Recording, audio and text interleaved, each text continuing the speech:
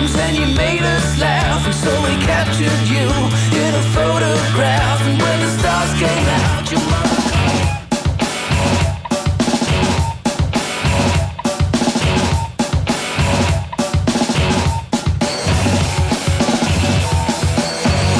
OTB AM.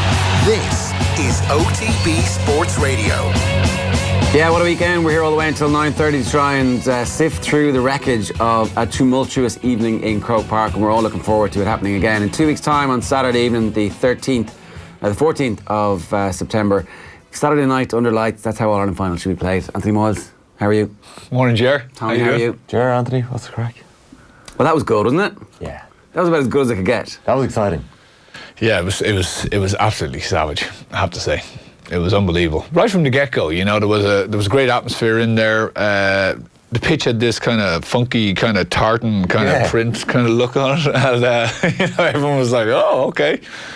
I was trying to work out how exactly he did it. I was kind of saying to myself, I must try that in the old back garden someday. Yeah. It looked a lot better behind the goals than it did front on in the camera. Yeah, it probably did. And do you know what actually helped the atmosphere as well? Because usually there's a really long delay, and they obviously do the presentation to the well, it would have been the 94 team yesterday.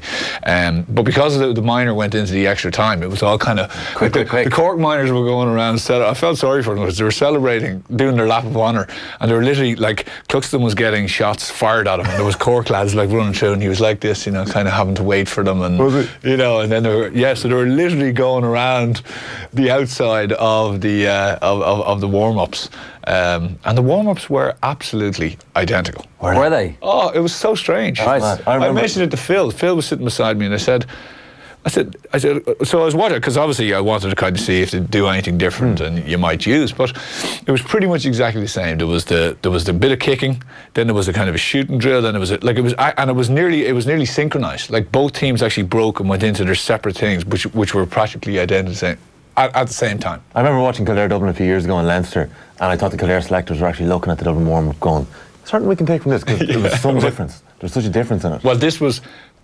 practically identical. Like even down to the time frame it took each thing. Dublin haven't really started Ireland finals very well in the 5 in a row. They've been slow, but they started really well. 16 seconds.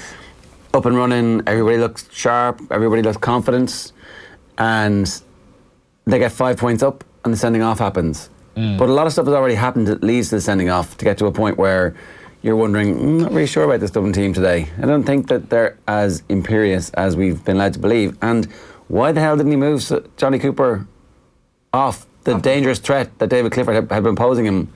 Like, it was an existential threat from the first ball that went in. Never mind the penalty, never mind the 3 wides from Clifford. After that first yellow card, why isn't he moving Johnny Cooper? Yeah, well, after the first yellow, you have to be saying to yourself, okay, you know, they're going to target him, and not even that to say, like, if he was playing out around the middle, you're saying, okay, we can kind of cover him, you know, he can just keep his hands down, nothing rash. But when you're in the full back line, marking a fella who's 6'3" or 6'4", he's a good 4, 5, 6 inches bigger than you. Well, like, okay, let's give him 6'4". You always have to bump that up, Tommy. You know that yourself. But the panic, like the penalty was kind of symptomatic of Johnny Cooper has been there all week. He knows he's marking Clifford. He's going to bed at night. He's thinking about, do I mark him from in front? Do I mark him from behind? He's thinking about him all the time. And Kerry or Dublin will have prepared for this in the sense of, you know, you have to get physical with him. You have to kind of be there for him. So straight away as that ball comes in, the first thing in his head is, I have to get it. Where is he? And I have to grab him. And actually, that's essentially what he does. He just goes to grab him instead of going, actually, there's the ball. And Cluxton has a perfect view of it.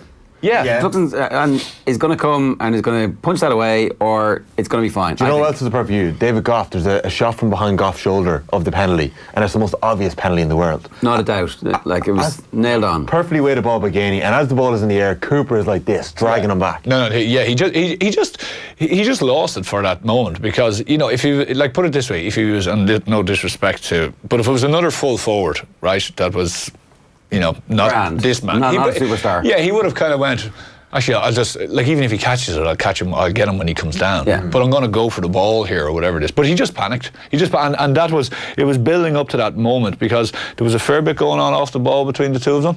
Cooper, Really, yeah. Cooper was trying to get into him, but Clifford, to be fair, was like standing over him. Each of the Kerry forwards were like that. Like O'Shea was giving McCarthy plenty of it as well. O'Shea's well fit to do that. Yeah, he was giving McCarthy plenty of it. I saw that in the semi-final with Hart. Like, he stopped Petey Hart coming out of the defence loads of times. But so, you know, it was a strange one by Gavin. Like, I mean, the first thing you would do, because actually when Tom O'Sullivan got do you remember the drag? I thought he dragged him around the neck. Yeah, it looked like a straight black card straight away. Yeah. And then it's still a yellow, I think. Did you think so? I saw it last night. I thought it was okay. I thought he catches him here, and I thought, to be honest with you, the Dublin guy knows it's O'Sullivan. He's on a yellow. I'm going down pretty soon. I didn't think it was a yellow card. Not in the way Goff would referee the game so far. I think, like, what is then not a yellow card about stopping somebody, like, with an illegal challenge? Because it's not legal, right? Yeah, well, it's not a shoulder challenge. It wasn't that bad. His arm is out. I thought it was a tick. I thought he kind of got him here, and once he felt the pull on the shoulder, he just went down. Like, initially, I thought he kind of hooked him around the neck, and I said, I said, he's gone. Yeah. He's gone. He has to go on that because, especially, Did he even get a tick? He got a tick. He got a tick. Yeah. Because all the Dublin players were around him saying, "Look, Tom O'Sullivan's on a yellow card here." Yeah. And I don't think that helped him either because Goff was 2 yards away from it. He saw. Yeah. I was disappointed with Stephen O'Brien. Like, Small was on a yellow. I'm not, by the way, this is not about getting fellas saying that, but obviously everything has gone down, which we know about analysis and that players know now. They're like, you know, Gilroy's on a yellow. So the first thing is, and Stephen O'Brien, funnily, a lot of the time he was making his runs as Goff was tracking down the pitch.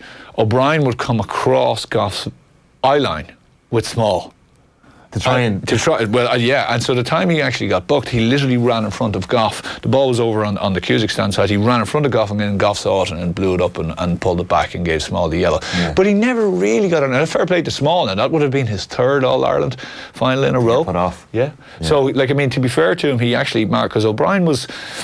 It's funny, people are saying about, Dublin will win the second one handy. I'm kind of going, those Kerry forwards didn't really fire yesterday. That's not the case to be made. The case to be made is that Kerry's improvement from the first half of the semi-final to the second half of the semi-final to yesterday is game on game. It's like every minute they play in Croke Park, they gain in strength. They're like a 2-year-old horse race, 2-year-old horse who's racing over the summer lightly, and then all of a sudden, come the autumn time, it's like, we've got one of the best horses we've ever seen here. Yeah. I was looking at it yesterday, and a lot of Dublin's wides, I don't know whether it's because of they were down to one man less, like, but they were taking shots uncharacteristically from outside their shooting zone. Yeah. 9 shots I counted up that were from either, you know, Rock taking a free from the right side, there should be a left-footed free, Mannion skying a couple of efforts, in injury time, Connolly and Paddy Small missed chances.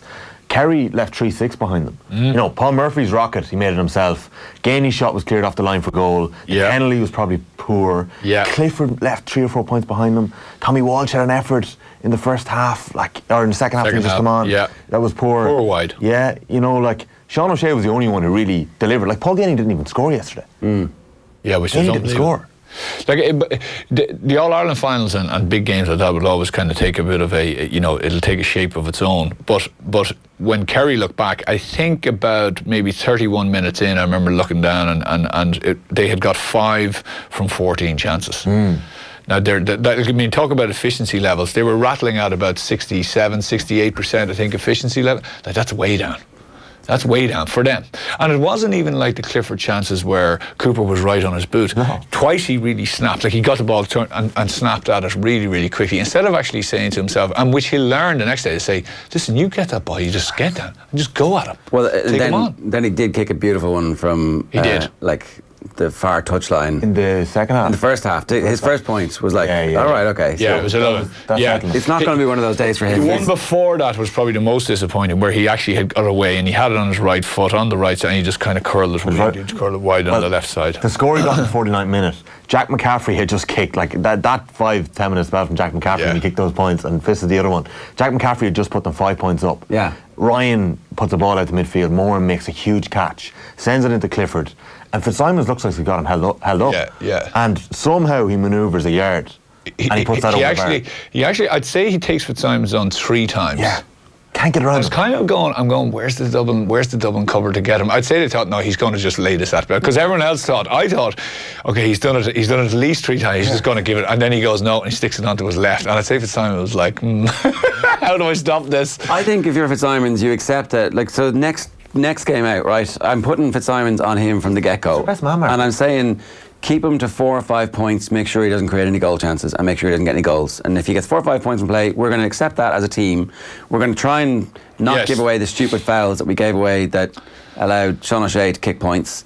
And other than that, we hope that we're going to do a better job at midfield so that the supply line is not as good. Like, yeah, they're fouling. Like O'Shea is he's unerringly accurate. Like he's just unbelievable from both sides. For such a young footballer to be at this level. 21. And also, you're kind of looking at him and going, it's not just creeping in, it's kind of like bing, bing, bing. It's black spot. But even his points from play. Time. They were clutch points. Yeah, they were. Well, actually, he kicked a free around, I think it was around 28, 29. It was probably during that spell you're talking about where Dublin looked like they were just about to stick it into fifth and go. And he kicked a free. They got a free well out in the Cusick stand side, and he put it down and stuck it over. And I remember remarking to myself, said, this is kind of an important free. He needs to get this. Because if they don't get this, Dublin had got a few scores before, and it would have been like, because weakness there then. But he nailed it. And like, I mean, that is an amazing thing to know, that if we win a free, don't worry, that's a score. And also, the big thing was, both from the penalty and I can't remember, he nailed both 45s. Yeah. So he came away with something. Yeah. You know?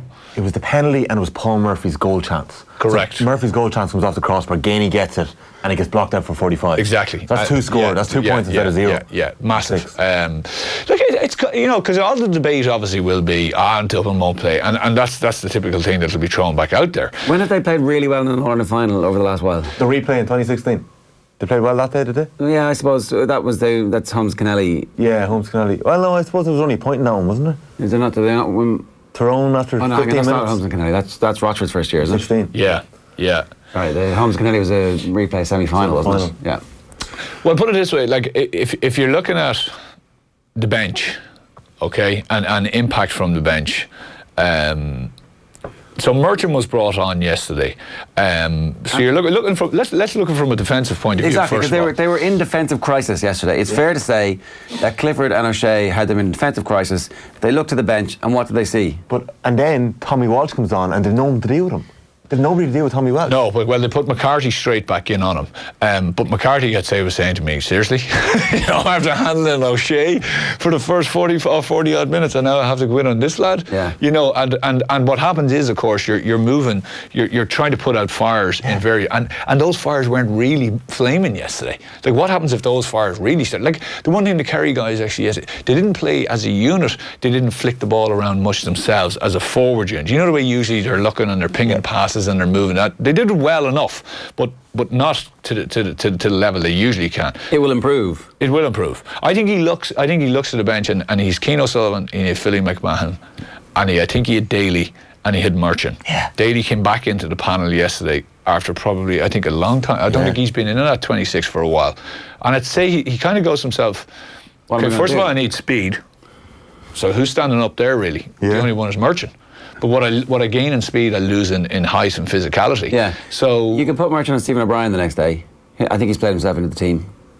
Could do. Well, who are you taking out? Well, I'm probably making a lot of changes. So you're moving small. I'm doing Brian Cody job on this, and I'm going, sorry lads, we're making a significant number of changes here. I'm also moving James McCarthy into midfield / further forward, and Scully. I'm taking Scully out of that team because I think he had one of his worst games, and I don't know why he was non-existent. Yes. They took Howard off. I think they punishment substituted Howard for the shot. Yeah, absolutely. He had spent himself, I think. He had not spent himself. He was still dribbling the ball into traffic with this amazing pirouette control, ballerina style. He's a superstar, that lad. That was like. You see, he did that about 4 times in like a 20-second spell. Yeah. In the second half. Turn and dip. Yeah, there was 3 of them around him. Cluxton kicked the ball to him, and you're like, oh Jesus, He was this is the going to be a only goal. man standing up for Dublin as well. When Cluxton needed to go over the press. Absolutely. Well, and actually, funnily, we'll talk about it later on. He was the go-to man on that press. They stuck him out on the right wing, and it was like, it's coming to you. you just got to get it. Yeah. And of course he got the one for the goal. And he made one too. Unbelievable catch. Rock was there for one. Rock made a great catch as well. Rock did make that a great Rock catch. I didn't know he could do that. I was like, what? That was incredible. Just to go back, so I would stick Scully's out. I'm putting Cian O'Sullivan in the team as a sweeper to stand in front of Fitzsimons. Clifford, yeah. Who's marking Clifford. And I'm probably putting Philly on Gainey, because I think that there might be like an aggressive, that might be an aggressive, we're going to be able to go forward with this. And I'm recasting that defence and I'm saying, you guys, you've been through this before. So who's gone? Who's gone? We only have one gone. Scully's gone. Cooper's gone. You're dropping Cooper, yeah? I am. I'm like, look, what have you done for me lately, Johnny? I have a feeling. Only as good as your last red card. And it might be dangerous to doubt lads like Philly Mahan and Bernard Brogan and Kevin McMiniman and Paddy Andrews, but they're not where they were 2 years ago. They're not where they were last year. I thought McManaman did well when he came on. He stole a couple of balls, basketball style, which I hadn't seen. Like Conley made 2 turnovers. Yeah, well, so did McManaman, to be fair. McManaman, they turned. I was disappointed. We can talk again. That last 7. Actually, there was a 10-minute spell, so there was 7 minutes extra time. There was about 2 or 3 minutes beforehand. And once Kerry got the lead, I don't know if you remember, but they won a kick out, and instead of driving forward, they came back. And I remember thinking, "Oh, that's way too early for that." Like, I mean, that's way too early. There was 8-9 minutes to go. They had a man up the sideline. No, especially because every time they went forward, they were causing consternation for the Dublin defence. Correct. Dublin were so stretched because they'd had to push up.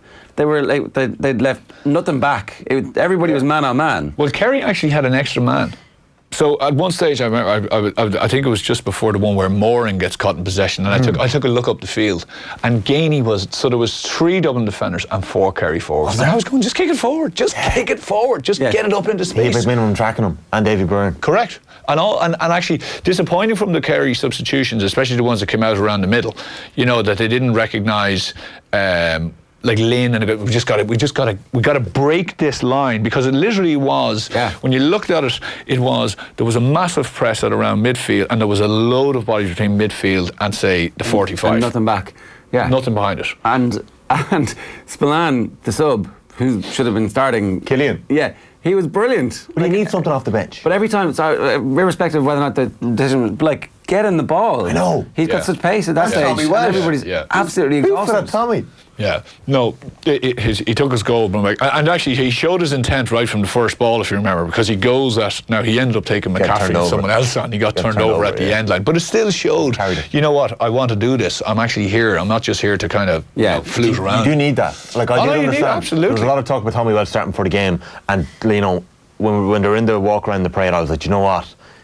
They're going to need him in this game. They're going to need him with 25 minutes to go. It's funny, I looked at looking at the Kerry thing, he's saying, right, okay, it didn't really go for Gavin White and didn't go for O'Leary, but then you go, but actually, hold on, O'Leary was marking Scully, and Scully hardly touched the ball. Yeah. So is O'Leary one of these guys that when you actually sit down and you analyse the video, you go, yeah, did my job for me? Because I'd say if he touched the ball twice, like honestly, I was kind of going, like he just was hardly even seen out there. Yeah. But he's one of those efficient little players that just does his job. Because Scully, as you say, Scully was extremely poor yesterday. Never kind of did his transition stuff that he did. No. Never got on the ball, never threatened. He's usually always in the end of something. He had one run where he was actually alone inside and no one even looked up to pick him up. And I was like, oh, there's Scully making that far post run. But he got badly caught in possession as well in the first half, didn't he? Where he was kind of really slowly and they came up and they trapped him from behind. They got the ball away from him. Yeah, Howard I thought was unbelievable. Fenton was anonymous. I know you're going to come back to it later. I know you're going to talk about Kerry's midfield and maybe Adrian Spillane and Jack Barry making an impact there, but Fenton was anonymous. Yeah, he had 3 markers, essentially. Yeah. Which is tough, because what happened was when Moran was deployed on him, but then when as soon as Kerry got the ball, Moran went for the ball, and what they did was, if Fenton didn't directly go at him, they tagged Fenton. So either Spillane or Barry then moved up on towards Fenton and said, well, I'm going to mark you now, and let him go off and do whatever. And then if there was a score or a wide, Moran would either drift back or Barry would stay him. So he got different looks all day. Yeah. As you might guess, or might expect rather, the newspapers are obviously full of talk of the All-Ireland football final and the draw. We'll get to those in just a minute. Here's what's coming up. We're going to talk with Charlie Redmond and John O'Leary just after 8:05. We're going to get the Kerry view after 9 with Kieran Donaghy. In the meantime, Alan Quinlan's going to talk to us about a big weekend from a rugby perspective, where Ireland restored some pride and maybe said, "Oh, don't worry about the England game. These things are going to happen." We'll get to the tactics board and talk kickouts and midfields with Anthony around about 8:20, and we'll bring you the sports news from Phil at around about 9:20. So a very busy show. We'd like to hear from you this morning. Use the hashtag OTBAM. You can tweet us at OffTheBallAM on Twitter. Of course, you can leave a comment on whatever stream you're watching us on. Have a look at this, and we'll be back in 30 seconds. The Off the Ball Open tees off in Abu Dhabi this November 17th to 23rd. Join us with return flights from Dublin, 5 nights in a 4-star hotel, golf on 2 championship courses, gala awards dinner, Peter Lorre golf clinic, and a live Off the Ball roadshow, all for just €1,750. Kevin Kilban, Kieran Donaghy, and Connor Sketches will be there too. The Off the Ball Open, Abu Dhabi, this November. Limited number of early bird places remain, so book now at CassidyTravel.ie. Deposit of €250 required. Terms and conditions apply. Right, I'm going to start this morning with the player ratings in the Irish Times. Just want to give you one of these. Ian O'Riordan, and that's the Dubs. You love these, yeah. Number 3, Johnny Cooper, 2. Oh. 2. His reputation as Dublin's best defender severely damaged. Foul David Clifford for the first half penalty. 2 more fouls on the same player, ending his game just before half time. Will want to make amends in the replay. I mean, it's hard to argue, but 2 is like when you see it written down. He didn't play well. The Mirror gave him 2 as well. It was a tough day for him, there's no doubt about it. I don't know, I mean, a lot will tell over the next 2 weeks how he bounces back in training. Will he want to make amends? So you can't put him on Clifford again, though, can you?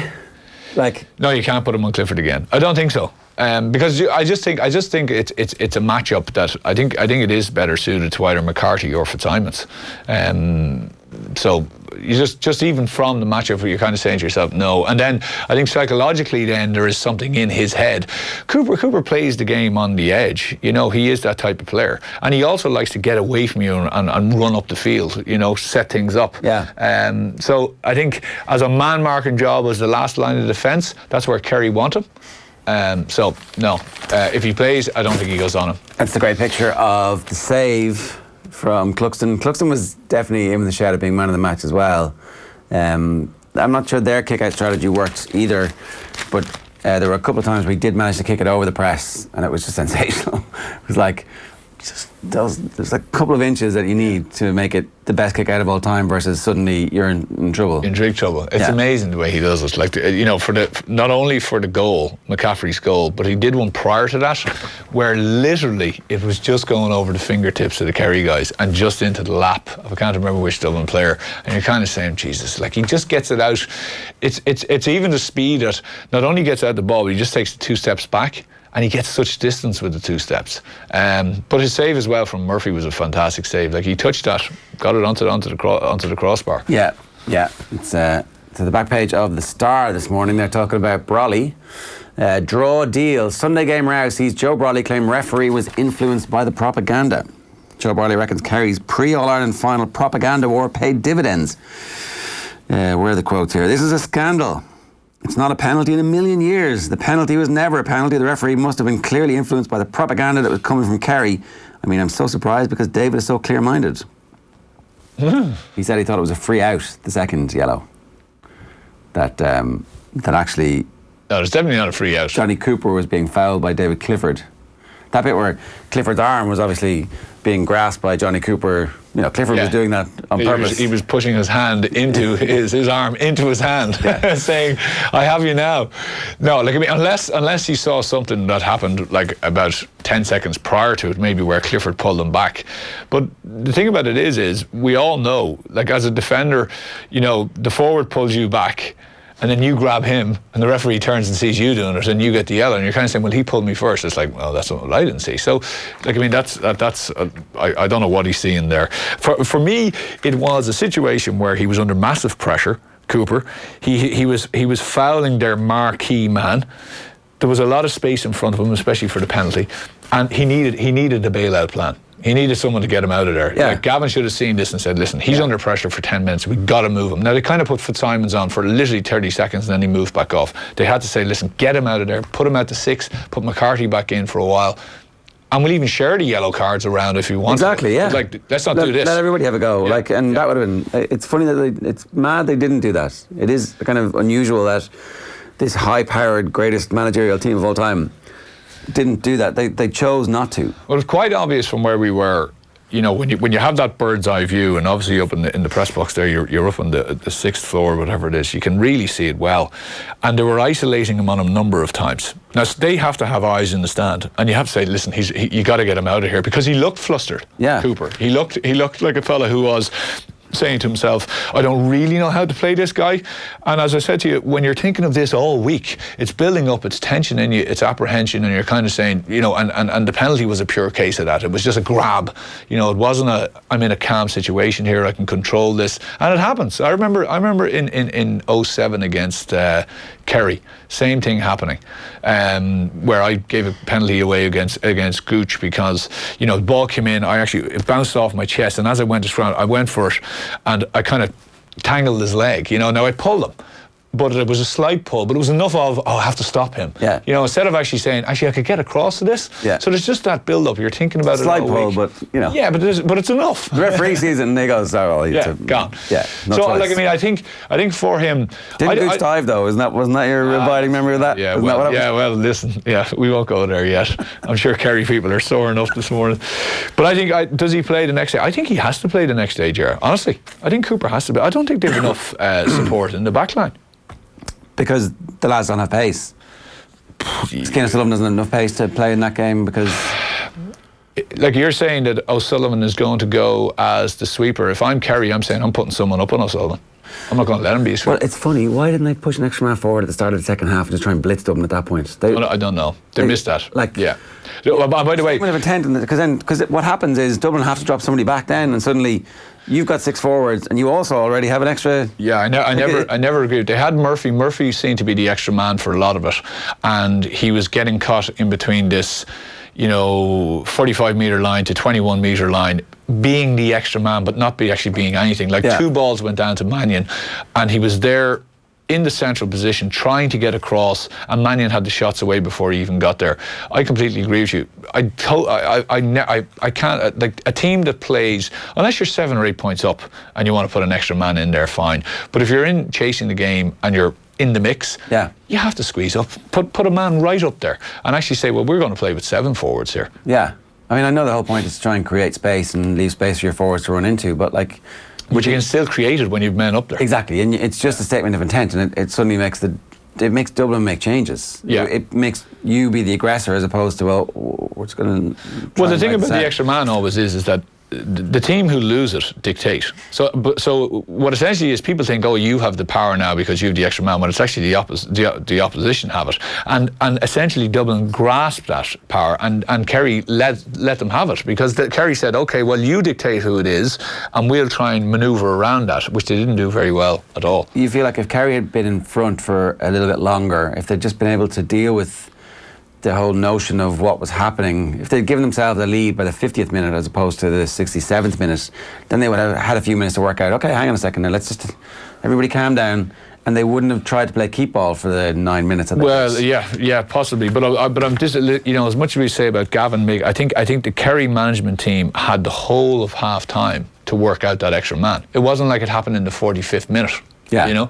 So they should have got to grips at it a lot earlier. Yeah, they should have predicted as well that there was going to be a man sent off. Gavin's gripes, referees, they probably did. Referees' calls went against us. Really say that though, is it? Is this? His team didn't get the rub of the green. We didn't get the rub of the green in that regard, but that happens in games. Some days you get those calls and some days you don't. That's the way it is. We'll dust ourselves down and prepare as best we can for another game. So he's not really. No, I don't think he really said it. No, he's not like. There were a couple of incidents in the second half and calls went against. There was. Look, I think Kerry could have had a penalty. Stephen O'Brien got taken down in the second half. I didn't see a replay of that. Just want to briefly mention the replays. Fair play. The majority of replays got shown to the crowd this time. Yeah. Which is a vast improvement on the hurling final. Absolutely. There were still some where you were like, oh, come on. Yeah. And the world didn't end. No, there wasn't a massive row. Yeah, no. And people weren't, their sensitivities weren't that much abused because of seeing a tackle, where you have to try and work it out. I think I don't know. I think Goff had a good game. I think Goff had a good game. Yeah, I don't truck with this propaganda stuff and he was influenced. No, it's nonsense. Absolute nonsense. I mean, someone actually mentioned to me, I think Johnny Cooper is a work colleague of his at DCU. Right, okay. That was a big enough call. Hey, how's your Monday morning going? Survived the Mirror Sport, and it's Jim. We blew it this time. Gavin admits Stubbs didn't deserve to win, but he's delighted to get a second shot at it. Also, there's the Kane who's saying, I'm no diver in the 2-2 draw with Arsenal. The Irish Independent, it's a great photograph, the full back page. It is Dean Rock. Cracks. Oh, that's the Examiner, wrong one there. So, but it's the same picture as well. The Examiner cover there is drawing breath. Dubs and Kerry both go after pulsating final, and that's a full colour picture of Dean Rock. And there's the same photograph. Great photo. Yeah. Very difficult kick. It is. 77, 78 minutes. Because to be fair to him, you know, and I know Tommy referenced it there. Dublin prior to that had taken a few rash shots. Now, Connolly, I know, he did one of his outside of the right boot. You know, he was kind of hanging out around the 50 looking for that ball, and when he got it, he pinged it. Now, it was just wide. I think it was Howard's one that went to Hawkeye, but Rock... Costello's went to Hawkeye. Howard's went wide as well. But Rock... Like once they got it to him, it was like, yeah, he's going to nail this for the equalising point. So it was a difficult kick for him. Went wide, obviously, on the near side. Yeah, but 8 minutes of the allotted 7 are up by the time he actually takes the kick. So he knows at that stage it is the last kick of the game. Like in retrospect, do you drop it in? No, you have to go for it. Like, yeah, just go for it. Or do you try and play it off to a runner? Played off the runner, all of a sudden you'd lose it, and Kerry get one more chance to go up the field. Maybe, fair enough. So it's like it's a shot to nothing. I'd say he'll regret not scoring it. Like, he had a brilliant game, so he can't be too hard on himself. Kicks 10 points in the All-Ireland final, fetches a ball. Like, it's he does stuff from play at a level that he's not supposed to do, because he's, generally over the last couple of years, he's just a free taker, but actually he isn't. I thought yesterday he really, really led the line for Dublin well yesterday. He kind of, not that he came of age, but, he exactly as you say, he's a guy who's just meant to be a +1. He gets the frees for us. Yeah. But he actually really contributed yesterday. The kick out that you're referencing, that was when they were under serious amount of pressure. They could not get out of their own. They were really struggling with the kick outs. Kerry had a massive press on him, and he came all the way down from the top right corner to come and actually grab that ball. He went down to Cluxton's left and came all the way and went up over 2 or 3 lads on a serious fetch. Brian Dillon says, lads, the Kerry keeper stops at Dublin point going over the bar. Spillane goes down and scores Kerry's goal, a 4-point swing straight away. If that ball goes over, Dublin would have seen the game out. I did wonder if we were going to have a bzz. That was actually a point, which would have been yeah, that would have been scraping off that Kerry goal. When you were at that, I was actually thinking to myself, with the Hawkeye one, you're going, is technology the only thing that can stop Dublin's drive for 5? I wonder if that because that one looked like it kind of hits the inside of the thing, but it still touches it. Like, it's I was kind of going, how did they get that route so wrong? If the posts are a bit higher, does that actually just hit the post and drop? Oh, anyway. Yeah, possibly. I thought in real time when I watched it, I thought he had his hands well out past the crossbar. It wasn't like he was backing back in. Yeah. That wouldn't still fill you with confidence in some of the hurling decisions. No. Mark O'Callaghan says Rock should never have taken that last free kick. His legs were gone. I mean, do you hand it over to? Who do you hand it to? Costello? Maybe. Like, I think that given that he's done exactly the same thing, kick that winning free at that stage of a game in an All-Ireland final recently, it's fair enough to leave Dean Rock on with frees. You give it to Costello, people say, why didn't Dean Rock kick it? Yeah. So we didn't have our best afternoon, but the drive is still very much alive, from Carl Daly. Dublin didn't play well and yet managed to get a draw. They've seen Kerry up close and will come up with a plan, and like all the great teams, they'll find a way. I didn't think Dublin needed a plan. I thought Kerry needed a plan. Yeah. It's going to give. I was chatting to Michael Foley yesterday, and he was just making the point that Kerry will go, as soon as they go into that dressing room, they'll be just saying to each other, now you see, lads, are we 6-1 the next day? Yeah. People are talking about this imperious team. You won't get within, 10 points of them, da-da-da-da-da. look what you can do, and they will be building them up. Never mind the extra man. They'll actually forget that. They'll scratch that out of their memory, and they'll just say it'll be just constantly building them with confidence and getting them ready for the next day. And they're Kerry. That's the other thing. Yeah. We are Kerry, which is exactly what they were saying. Jack O'Shea was saying during the week. We must do better. That's Jim Gavin wants major improvement. He did look pissed off afterwards, but it was hard to tell if he was pissed off at the players, pissed off at the management team, or pissed off at themselves. I have the Sun here, and Super Saver, Jim hails Cluxton as the draw rocks for GAA. And then Keane said, not a lost chance. Probably was a little bit of a lost chance, really. If he sits down and he's being completely honest with himself, he probably says, 14 men for 40 minutes, all the goal chances, it's definitely a lost chance. But it's only a lost chance if they lose the next day. Yeah. Any more for us? Yeah, well, we're into The Guardian, and Pochettino saying that we are back. Tottenham manager's relief for Ericsson. So Ericsson obviously started yesterday, and I believe the European transfer window closes today. So Just maybe sure he gets a last minute. I think he's important to Spurs, but if the guy wants to go, the guy wants to go. That's the way I'd be kind of thinking about it. But a 2-2 draw yesterday, which Arsenal are obviously improving. And then in the Times, UK Times, Kane again is insisting that he doesn't dive for penalties, but he's probably the only striker who doesn't. And Conta is into the US Open last 8, and that's about it. All right, as Ireland prepare for their final Guinness Series clash against Wales in the Aviva Stadium next weekend, official partner Dove Men Plus Care is giving you and a friend the chance to be part of the captain's run. You can join the IRFU kitman John Moran as he prepares the dressing room for the Irish rugby team ahead of their final training session before the big game. With thanks to Dove Men Plus Care, the winner will also receive a pair of tickets to see Ireland take on Wales at the Aviva Stadium the following day. To be with a chance to win, share with the show wherever you're watching us or listening to us on OTB AM and Go Loud or whatever it is. Tell us the one player you would pick in Ireland's Rugby World Cup squad if you could bring any Irish player back from retirement. Just give us the name and tell us why. Use the hashtag #OneToughJob. We're back talking football with John O'Leary and Charlie Redmond after these. OTB AM. This is OTB Sports Radio. Join Bruce Betting now for a risk-free first bet up to €100. That's right. New Irish accounts can enjoy a risk-free first bet up to €100. So if your first bet loses, we'll refund your stake with a free bet. Now that's giving you more. Bruce Betting. In-store, online, and now on your phone. T's and C's apply. Please gamble responsibly. See dunlewy.net. OTB AM. Jim Gavin, I'm sure you're a very happy and relieved and probably bittersweet manager in front of me, but if anything, that performance from your players showed why people say you're possibly one of the best teams ever to be seen in any kind of jersey. That a man down for most of the game, and still the last kick of the game, Gene Rock could have won it. Yeah, I think what you're probably saying there is acknowledging the mental strength that we know and the character these players have. There's a great connection amongst the group and great resolve. So that was good to see that coming to the fore again.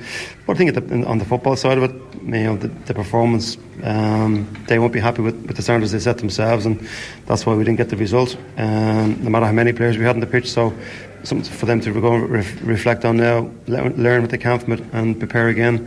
Against obviously what we saw today, a great Kerry team. On a human side, I have to say I really felt for Johnny Cooper. I mean, I wouldn't argue about the cards. They just happened and that's just the way it was, and they're the rules of the game. But I just noticed one thing, that I felt it was very nice that you shook his hand when he was leaving the field, when maybe internally you might have wanted to give him a bit of an old belt. But also that you could tell he was going to feel really bad about this, and maybe for him personally this is a good result as well, that he can kind of it'll help him wipe the slate clean.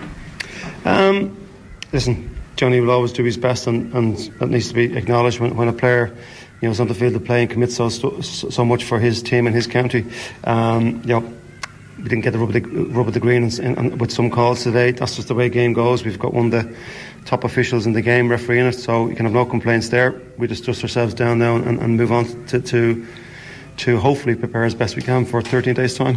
So not giving very much away there, Jim Gavin. Not too annoyed, not too happy with what had happened, but let's talk to John O'Leary and Charlie Redmond.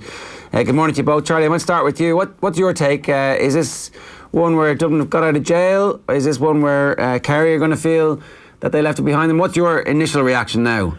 I think both teams will think that they left it behind them. I think Kerry gave a performance that I have to say I expected from Kerry, probably a little bit better than the performance than expectation, I should say. But I knew they were going to come with a huge effort and with a huge game plan. And they gave it a great shot, and they had a numerical advantage for nearly 45 minutes of the game. And yet, at the end, when Dublin got the point from Dean Knock, we had 3 more opportunities to do it, and we missed it. So when you draw a match and kick 3 wides in the last few minutes, you've got to walk away thinking you left it behind you as well. Yeah, I don't remember as tense a sports event that I've ever been at. Well, I agree with you. I was up in my seat. I was sitting in my seat. I was under the seat, and it wasn't beside me, but one seat away from me was Owen Liston. He was the exact same. When he was under the seat, I was cheering, and when I was under the seat, it was an incredible experience. And at the end of the game, the two of us shook hands, we hugged, and there was nearly tears in both our eyes. But we both realised we had watched a tremendous game of football where everything was left on the field by every member. And thank you to all those lads. It was such a wonderful occasion. Yeah, we're going to get the Kerry side in an hour's time before anybody accuses us of only reflecting the Dublin side. Don't worry, all you Kerry fans out there, we're going to talk to Kieran Donaghy just after 9 o'clock this morning. But we do also have John O'Leary with us this morning. John, I've got to ask you about Cluxton's performance because, when it comes to selecting a man of the match, Cluxton was right up there as well. Oh, yeah, look, he was fantastic. His contribution was great. The penalty saves. And even people were giving out about his kickouts. It was very hard for your man down to get the... to get your kickouts as accurate and have as many options as you might normally have. But didn't mean to save you when he tipped onto the crossbar. Look, he's an incredible performance. Sometimes people just, the last couple of games, probably just on his kickouts only, but like he's really stepped up for the mark in some of the games too with the saves. And, he was brilliant yesterday and a great captain. In previous All-Ireland finals where it was against Mayo, for example, I never actually really felt like the Dubs were going to lose it, John. There was definitely a 10-15 minute period in the second half where it felt like Kerry had managed to get the upper hand here. They'd worked Dublin out and they had the firepower to win the game. Did you feel like it was gone at any stage?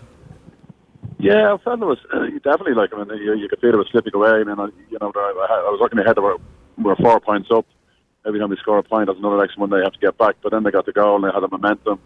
And at the end of the day, Dublin had to, battle away and stay in the game with a man less. And when you look back at the results this morning, you think that's an incredible performance. And why you might be disappointed is you didn't play better and pull away. And even as Charlie said, we had 3 chances. But you could look at the other side and Kerry amazingly, he turned the 3 balls over, in the last 3 or 4 minutes there of the match. So it could have gone either way. And I think there's no point in being disappointed. We were a man down for half the match, and they dug it out. We had chances to keep the winners with that, but I think a phenomenal performance by both teams, and I think Dublin in particular, going toe to toe with Kerry, a man down for so long. Yeah, Charlie, who can play better for Dublin the next day? Like, where would your hope ahead of the replay?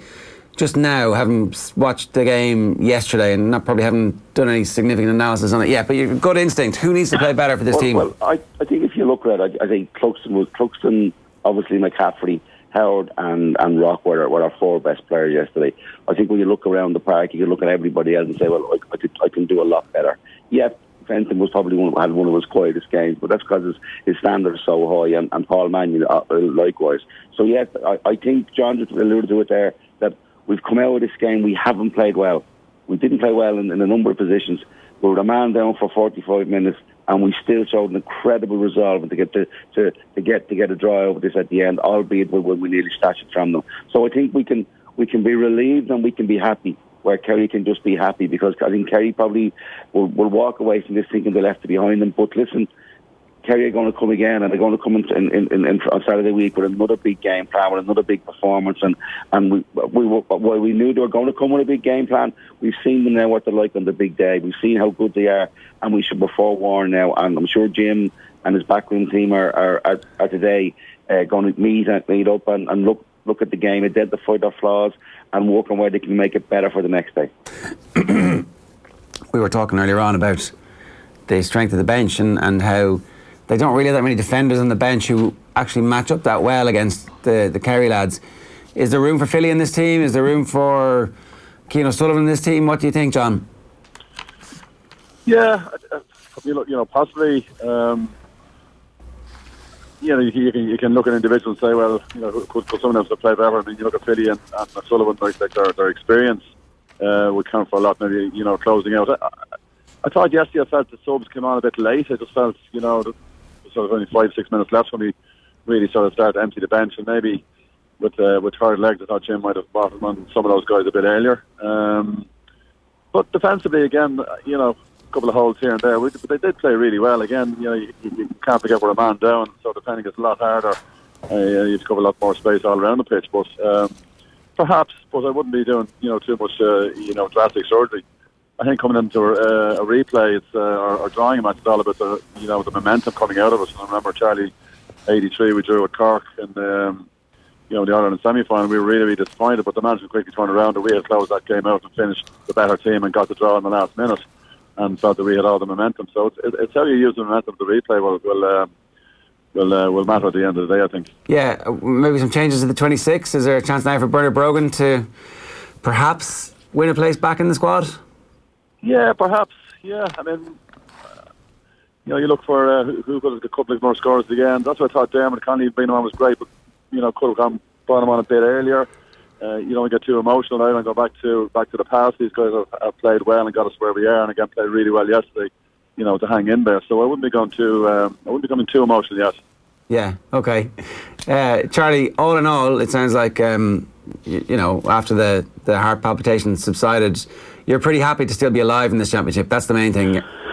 Well, I think when you look at the where we were with 3 or 4 minutes to go, a man down obviously, and that point down, and the effort the guys brought, the intensity they brought to the tackle, as I said, the way they stripped the ball away 3 times from the Kerry guys, and the quality of the guys who they gave up, stripped the ball from, was something else. And when I think when you look at the game in its totality, I think you have to be relieved that we're still there. The drive for 5 is still alive. As John said, we probably got out of jail a little bit yesterday. I know we also people left it behind us. But come here, listen, football is football, and I think it was a fair result yesterday, to be honest with you. I know there's been some criticism of the referee in some calls, but by and large I thought he had a good game. It's very hard for someone to get every call right, and he got the majority of them right. Probably one he possibly got wrong, but listen, let he use outswing cast the first down. Which one do you think he got wrong? Well, I thought Thomas Sullivan was very lucky to stay on the field. I thought at that stage it merited another yellow card, which would have meant he was sent off.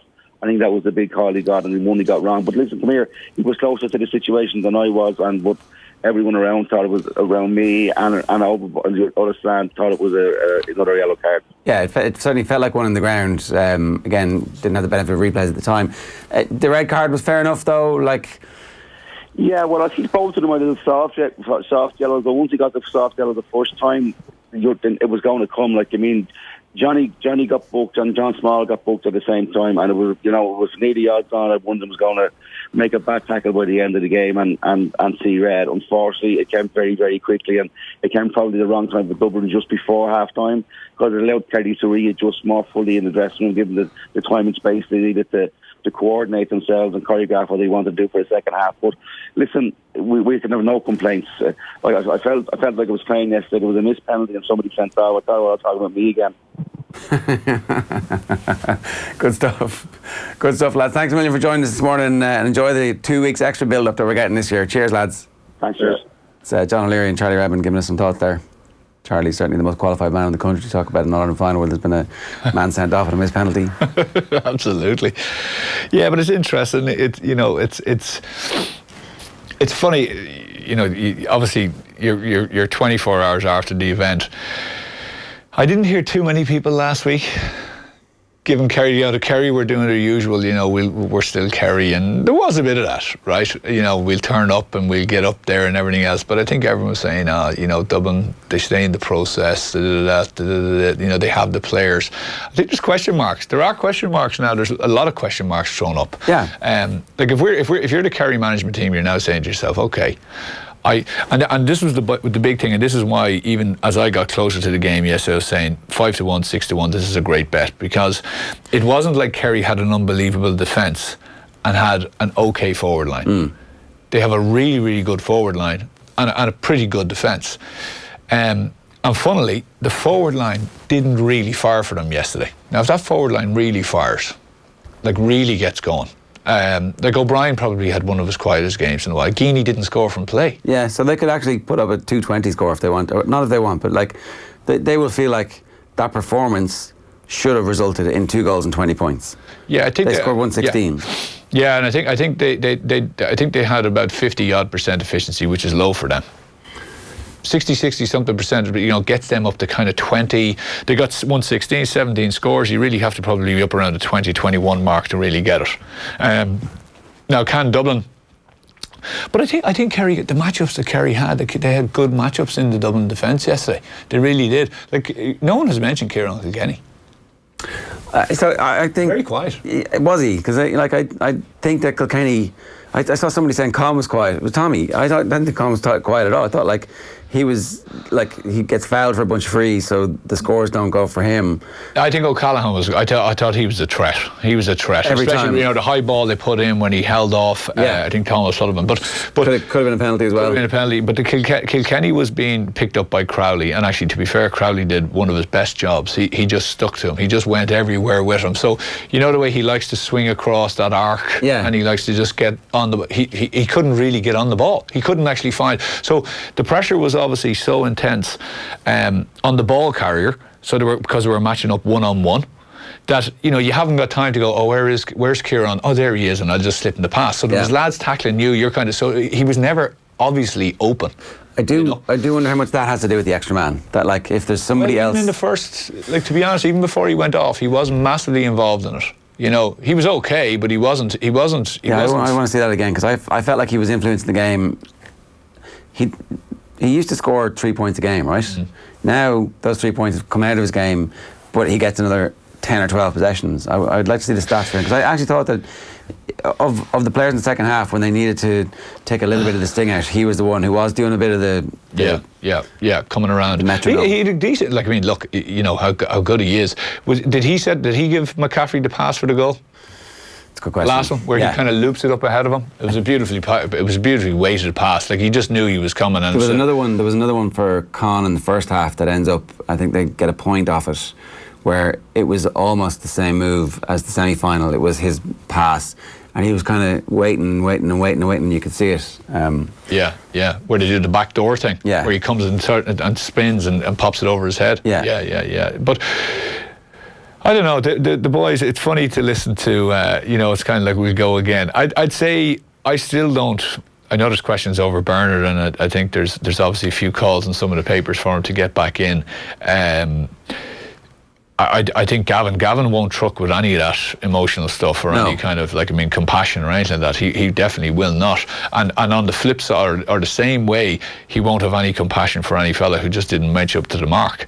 Like you can talk about the analysis, they'll analyse the hell out of every player and the amount of balls they gave away and the amount of possessions that the opposite player gets, and you may find that someone gets dropped who we were kind of going, actually I didn't think he had a bad day, but you just didn't really see it. Did the 5 in a row and nerves play a part? Is that what got to Johnny Cooper as opposed to it's Clifford? Because don't think so. No, I think when you're in there, I think it's a personal thing. I'm marking you. I'm not really thinking that if I don't mark you well, I potentially will ruin the history. Yeah, you're not. I'm just going. I need to do my job on you. So maybe if anything, he overanalyzed the fact that he was marking Clifford. And it caused them that little bit of kind of panic to set in. I think I don't like if the drive for 5 was really in their mind. I don't think they would have played as well as they played in that last 7 or 8 minutes because they went for it. They squeezed up. That's when you choke. That's when you choke. Yeah, but also Kerry. I just don't think Kerry asked them enough questions that last 7 or 8 minutes. Kerry kind of went, "We're 1 up. That's it, lads. Now we just need to settle down and we need to hold on to the ball." And they were begging for trouble. They were asking for trouble. They were playing the ball in their own 30-metre line, and I was going, just move it up the field a bit. I don't feel like the replay is going to be a walloping at all. I don't think there's any chance of a walloping happening now. I don't think that even if Dublin vastly improve, Kerry will improve to a point where they're going to be in the replay. So that game should give Kerry another opportunity to win it, and you would hope that that's the game. The replay is the one that they remember from this sequence. But if for whatever reason they lose the replay, well, they will always regret not pushing forward at the start of the second half and at the end of the second half. Yeah. And going, well, we came in here with no hope, according to everybody, and here we are, man up, point up, 5 minutes left to go. Yeah. Let's kill them. Yeah. All they needed was one more. They just needed that insurance point. You know, that's really all they needed, and to face a kick out. Because they could have even squeezed the kick out. And, you know, that long kick out then, as you're getting even more and more tired, is going to be a more difficult task to actually achieve. Annette Kent wants to know, where's Owen? JD, where's Sheehan? No Sheehan, no accurate analysis. Nice. Well, so the last we heard from Owen was he was cheating on us with Radio Kerry at 1 o'clock yesterday afternoon, pre-match. Oh, lovely. They cross over after the death notices. It's right, welcome along to the Gresham Hotel here in Tralee. I was like, what? And somebody goes, Jesus, we're not in Tralee. And Owen pretty much straight away goes, we're not here to take part, we're here to take over. I've just come from the bookies where I put 20 quid on Kerry, complaining non-stop about his treatment in work at our hands, going, no, we wouldn't leave him alone, and offering a massive rallying cry for the good people of Radio Kerry and the good people in the Gresham in Dublin. So not only, you know, prostituting himself out, he then also gives out about his employer. Yeah, totally. Live on air. And where is he now? And where is he now? Not here. No. I'd say in a lock-in somewhere. Yeah. Richard Condon, what about the minor game? That end was amazing. Yeah, Cork 320, Galway 314 was the final score in the Electric Ireland minor All-Ireland final. Oh. It was crazy. Unbelievable. The last two scores, if anybody missed this, the last two scores of normal time were goals. And Galway had a chance to win it with a free at the end. Yeah. So Galway scored what looked like an amazing winning goal where a sub comes on and you're thinking just fist it over. No. Screw that. Yeah. I'm going to score the winning goal in the All-Ireland final. And he does, except that Cork immediately, from the kick-out, go the length of the field. Length of the field. And score the equalising goal. I think it's Corbett, isn't it? The captain? Yeah, he's good performances. Like, he's a player. Yeah. Like, I mean, he literally just said, yeah, give it to me. I'll look after the rest of it. Like, I think he had 3 or 4 players, and he just buried it. Absolutely brilliant finish. 1-7. Poise. 1-7? Yeah. Yeah. Yeah, he was fantastic. And it's funny, it's the same that often happens in extra time. Those first 2 or 3 minutes set the tone for the extra time, and Cork just got the... No, I was saying to Tommy, I thought there was a slight suspicion of square ball, because as the Cork... This is in extra time for the goal they first literally goal, got. 34 seconds. Yeah, as the pass is released across. But to be fair, he's just literally on the edge. If you look, I mean, as you stop it, because he just steps in, takes it very, very well too. But Galway were absolutely spent at that stage. Like, it's amazing. Galway get to fill up. Like, I'd say they're just saying, that's it, we've won it. Yeah. You know, they're running around celebrating, the kick out is taken, and next thing they're like, what just happened there? And literally all the air just came out of the balloon, and they're like, okay. And that actually killed them. You could actually see it even when the two teams were trying to get themselves set up. You know, the heads were down. That's Conor Corbett there, the man of the match, getting his Electric Ireland man of the match award while the rest of the team, while the Dubs are outlining, warming up behind them. And then this is the other thing, 20 clubs with 1 player and 4 from Douglas on the minor panel. So Cork football is coming from it's always darkest before the dawn cliche. It turns out that was totally true. Senior team down to Division 3, the under 20 team blitzing everybody, the minor team festooned with county-wide talent. So yeah, I'd if I was in Division 3, I'd be thinking, maybe we should look to try and finish second this year. Right. We're going to move over to the tactics board next to have a look at some of the aspects of the game that caught us out. Here's what Darragh Kanaja made of yesterday's game. He was chatting with Phil Egan. I do, because that was the thing I've been saying to myself all week. We don't know yet how good these lads are.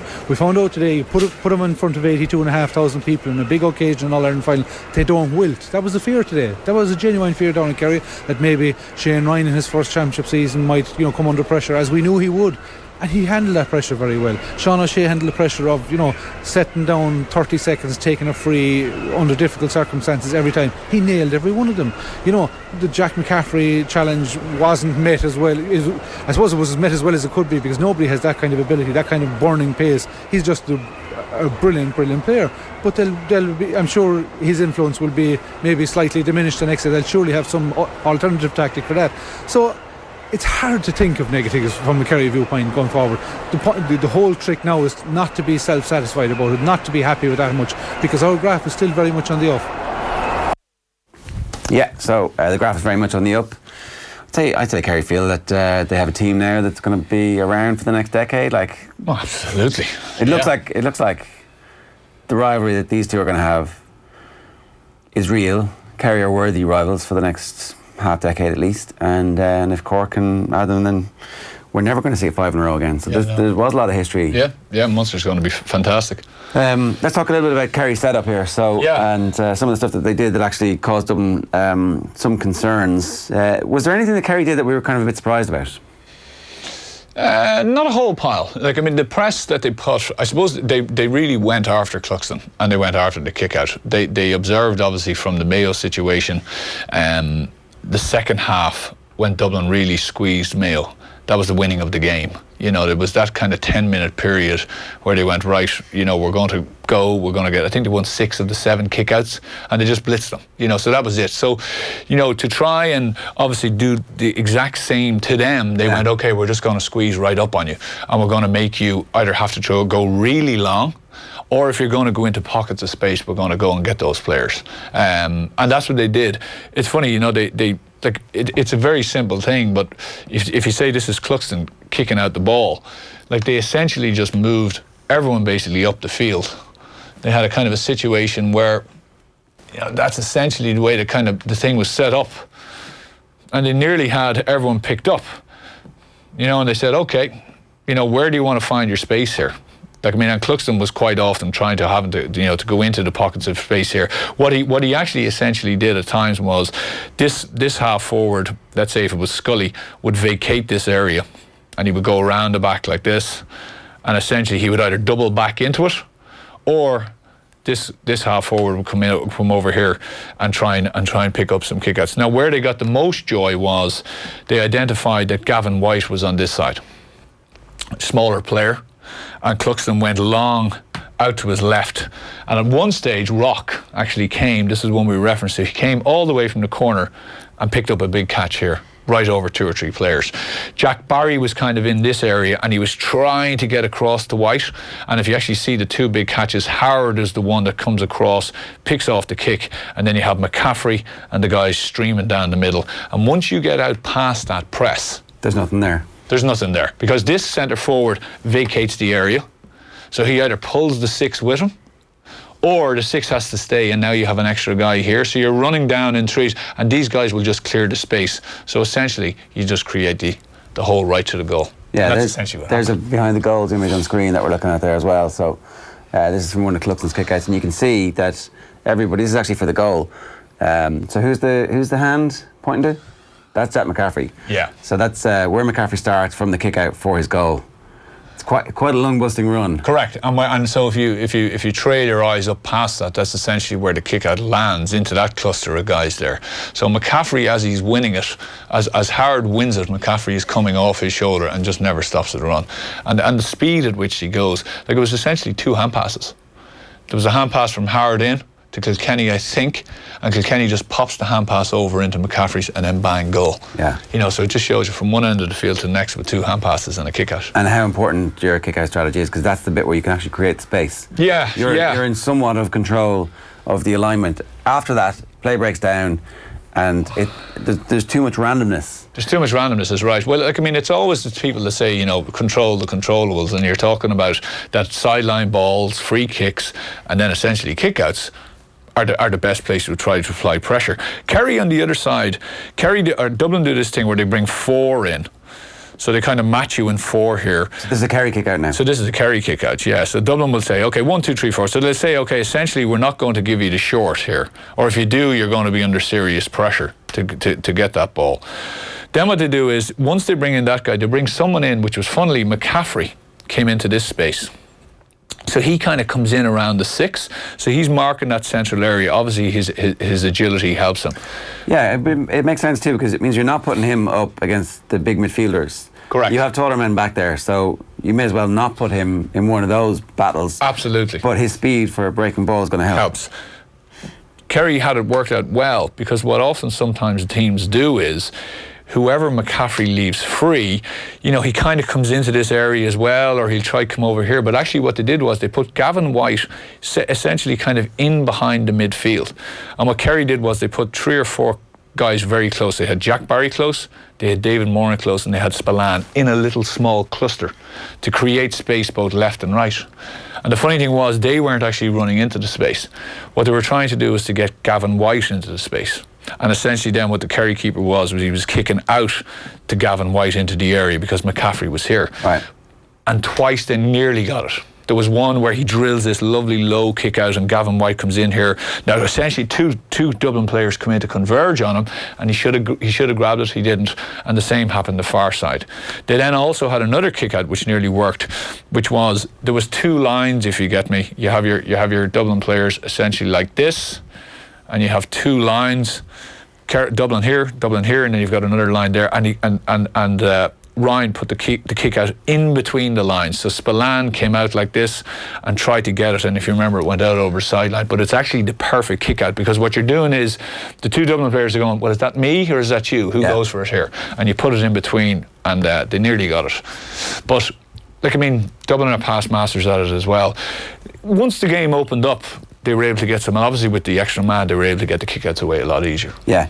The Kerry attack, how were they creating space?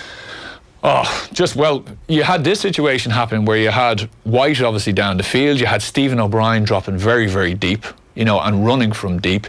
You had O'Shea pulling really far out with McCarthy. You know, he was trying to create a space, and then you had Clifford and Gainey. And what often happened was the 2 of them would start pretty close. Gainey would head out here, but Clifford actually remained inside a lot. So he was really your last ball. And actually, it's funny, in the warm-up, they did a couple of things in the warm-up where he was inside on his own. You had 3 men out here passing, and then they'd look to get the ball into him. Yeah. So they were really working on this. And Dublin put no one in here for help. Yeah. So this is why, you know, you talk about pressure on Cooper. That's what Cooper was looking at one stage. It's not great, is it? No. From a full-back situation. Well, the penalty comes because Kerry come down this side, and whatever it is, I think it was a sideline ball or else a free, and they just put it in. But they did try to get that a number of times before. And essentially, when you have that space, Gainey put it in. Yeah. But essentially, when you have that space, obviously, you know, that's the type of pressure you're going to have. But so surely you perfected the sweeper system, and then they kind of got to the point where everybody knew the sweeper system so well that anybody can play it, was what we thought in the build-up to the game. You know, like it was almost like a zonal sweeper system. Whoever is back, it's your job to do it. But we know when Cian O'Sullivan was in the team, that was his role. So do you not just play Cian O'Sullivan there now? So Cian O'Sullivan goes in here, and you say, okay, that's now your job. So if he comes out here, we still have cover, right? You know, you can shift left and right. If the ball comes in here, you can double up. You can do whatever needs to be done. The problem is Kerry are so adept and they're such good forwards, is what Kerry will essentially do is they'll create space for this man to get the ball, and he will turn and they will run right at Cian O'Sullivan. Yeah. Or what they should do is they say, no, we're not going to leave you free. We're going to deploy a man right beside you, and he will constantly stay with you, and he'll actually drag you out of the play. So if in my vision of this, you're putting Cian O'Sullivan in, you're taking Niall Scully out, right? Okay. Maybe they don't do that because obviously they feel like Scully's, when he's playing well, his job is to fetch and bring the ball from defence to attack and to make runs, to create space, to do all that kind of stuff that Cian O'Sullivan won't do. So you are sacrificing because you've just conceded 116 and it should have been 222 or it should have been 319. Like they should have conceded much more. They got away with a bit. So suddenly you don't, like, is the left half back going to follow Cian O'Sullivan down? He's not. They're going to decide, you know, they're not going to shuffle around and suddenly have 7 forwards, I don't think. Kerry? Yeah. No, they're not. But certainly the indications are they won't, because they didn't when they had the opportunity to do it. No, but they'll be like. I think the worst thing about playing Kerry is to actually play a sweeper system, because what you're saying is we're going to allow you get the ball here, and you have kickers, and you have guys who are so good at kicking and passing the ball that they'll outpass the sweeper. They'll pass the ball left and right of him, and they'll essentially take him out. Like, one of the things in football you're always told to do is, if you've got 2 guys inside here and you've got the sweeper, this man just comes up and picks the sweeper. So essentially you had him with 2 Dublin players and 1 Kerry guy. Yeah. But his job is just to take you away from the area and still create the space inside. Now what happens is confusion reigns, because this guy goes, as the ball is, say, diagonally put across, it's like, well, is the sweeper meant to go? Are you meant to go? You're the man marker. Now, Dublin do have it down, as you say. And O'Sullivan, he patrols this basically like a cross. He patrols that area. But I think if they're able to kick as well as they are, Kerry, and kick early, that it kind of negates him. So, you're saying... I'm saying Dublin have to go man-to-man too. Then leave Johnny Cooper 101 back there with Clifford again? I wouldn't have Cooper in there, no. Fitzsimons? It's either Fitzsimons or McCarthy for me. Right. And more than likely Fitzsimons. See, the thing of, like, there is this thing about, you have to practice high balls into the square and diagonal balls. You really do. Like, there really only was 1 or 2 yesterday. Like, so it's either from a free situation, where you see the fellas putting their hand up, and Dublin have done it a number of times. They did it yesterday with O'Callaghan. Yeah. They isolated O'Callaghan inside. I can't remember who was behind him, but I think there was actually 2. There was 2 on him at that stage. Yeah. And they just put it in, and he was strong enough to hold off. Yeah. So you don't get that many instances of it, right? Like, you go back to Kieran Donaghy's days, and there was loads of balls being put in. They really, because David Moran did do one when Tommy Walsh came on. Tommy Walsh came on. They had the opportunity to do it a bit more, and he got one. And yes. Yeah, but it's quite a difficult thing to do, because essentially it's nearly like a shot on goal, But it is quite a difficult, and it's even a difficult enough task to actually skill to actually have. Sometimes it goes out over the end line, sometimes it drops short, so it is quite tricky to nail it. So, do you say, well, actually Fitzsimons, I'm not going to worry about it, because Fitzsimons is a big enough guy. He's not 5'7". No. So he's going to be able to match well up against very Clifford. experienced, very capable. And I think you give Cooper a job, because I don't think he'll drop him, because for that that kind of means blame, and I think he'll say, oh, you were hard done by. And I still trust you, and you still have pace, and you're still everything I want. So I think he'll bring him out and he'll put him on someone else. He could put him on. Well, I think Small had a good enough day on O'Brien, so he might say to himself, well, the thing is, do Kerry change? Do Kerry bring in Spillane from the start? Well, does Gavin White come under pressure? Maybe. Did Tommy Walsh come in? Not from the start, no. No. Why not? He looked fit. He looks lean. He looks like he's ready for it. Yeah, 20 minutes ago, that's when you want to bring him in. I really think, cause maximum pressure on a tiring backline. There was one last thing that we noticed. We were kind of to the left of the press box, but up very high as well. With, I'd say, there could have been 70 minutes on the clock after the substitutions had been made. Clifford was out around here, or maybe even back here. Conor Callaghan was picking him up. I was like, what the hell has happened in the world? Conor Callaghan is back there, Dublin are chasing the game, and eventually he kind of started to run forward, but it was like he was leaving Clifford unmarked.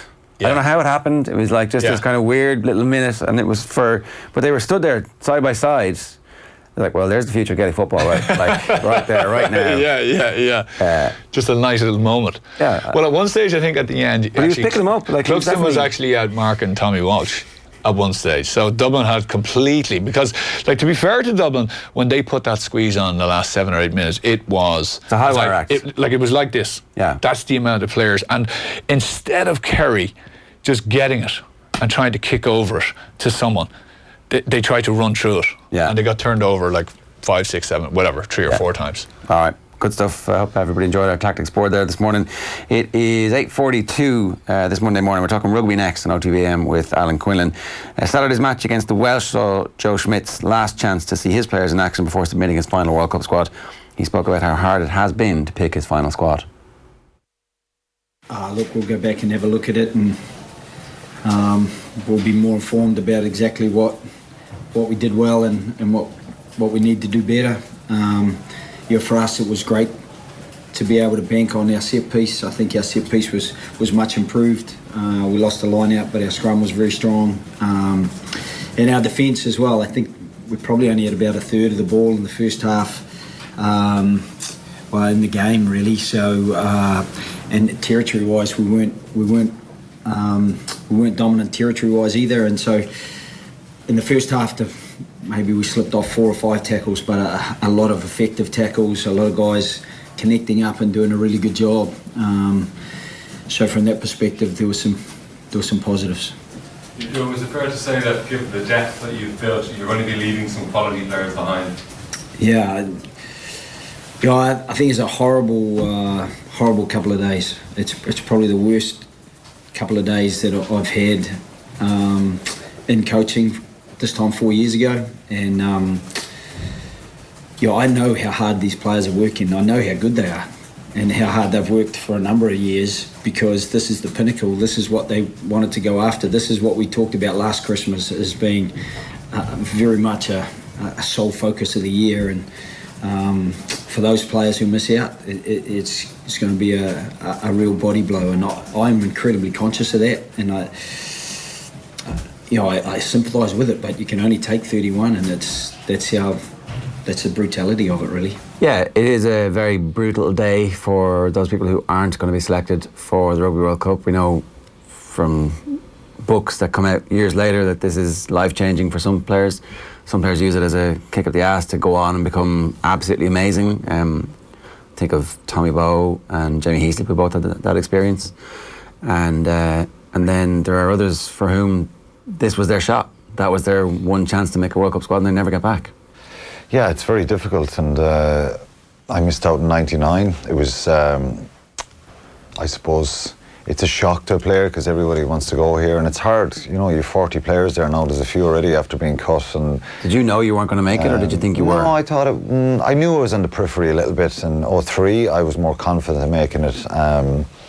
Probably '07 again, a little bit on the periphery because I was coming back from a knee injury, so I was overjoyed to make that one in '07. It turned out not to be a good one to be on, but they're tough, because they are life kind of changing moments. And for younger players, you think you'll always get the opportunity. People who are a little bit older, who've been kind of on the fringes for a few years, if they kind of miss out on this one, they're thinking new era under Andy Farrell. When he comes in, will they get another look in?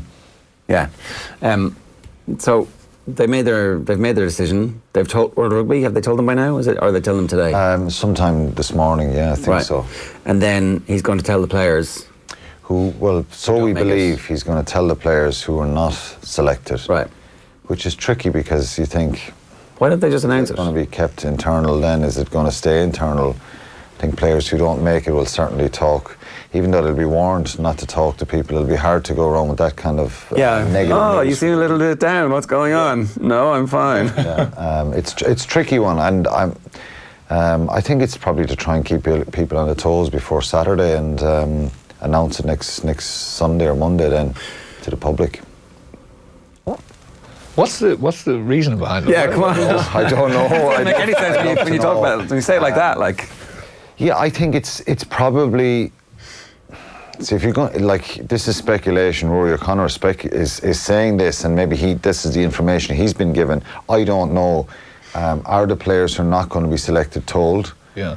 I don't think that makes sense if you're still going to keep it quiet. I just think don't tell anybody anything until next Sunday, which I suspect could be the case. I don't know. I'm not saying that Rory's wrong there, but I don't see the sense of telling 8 or 10 fellas that they're not going, and then trying to keep it quiet. So that people who are going get don't out, know. then they'll end up knowing then. So it's look, there's a reason Joe is doing this for a reason, and I'm not really sure. I think it would be better just to keep it quiet, not tell any of them. Is it not better to tell everybody? So is this because some players? You either do one or the other. You tell. Every other World Cup squad is known now, basically. All the other ones. And that's fine if Ireland don't release it.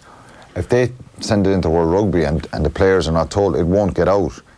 But if some players are told they're not going, World Rugby won't release it? Get out. No, they won't release it. No, they won't. No. It wouldn't leak out from there, no? No, it won't. It won't leak out from there. So I suspect that maybe what happened. But look, we're speculating here. I don't know.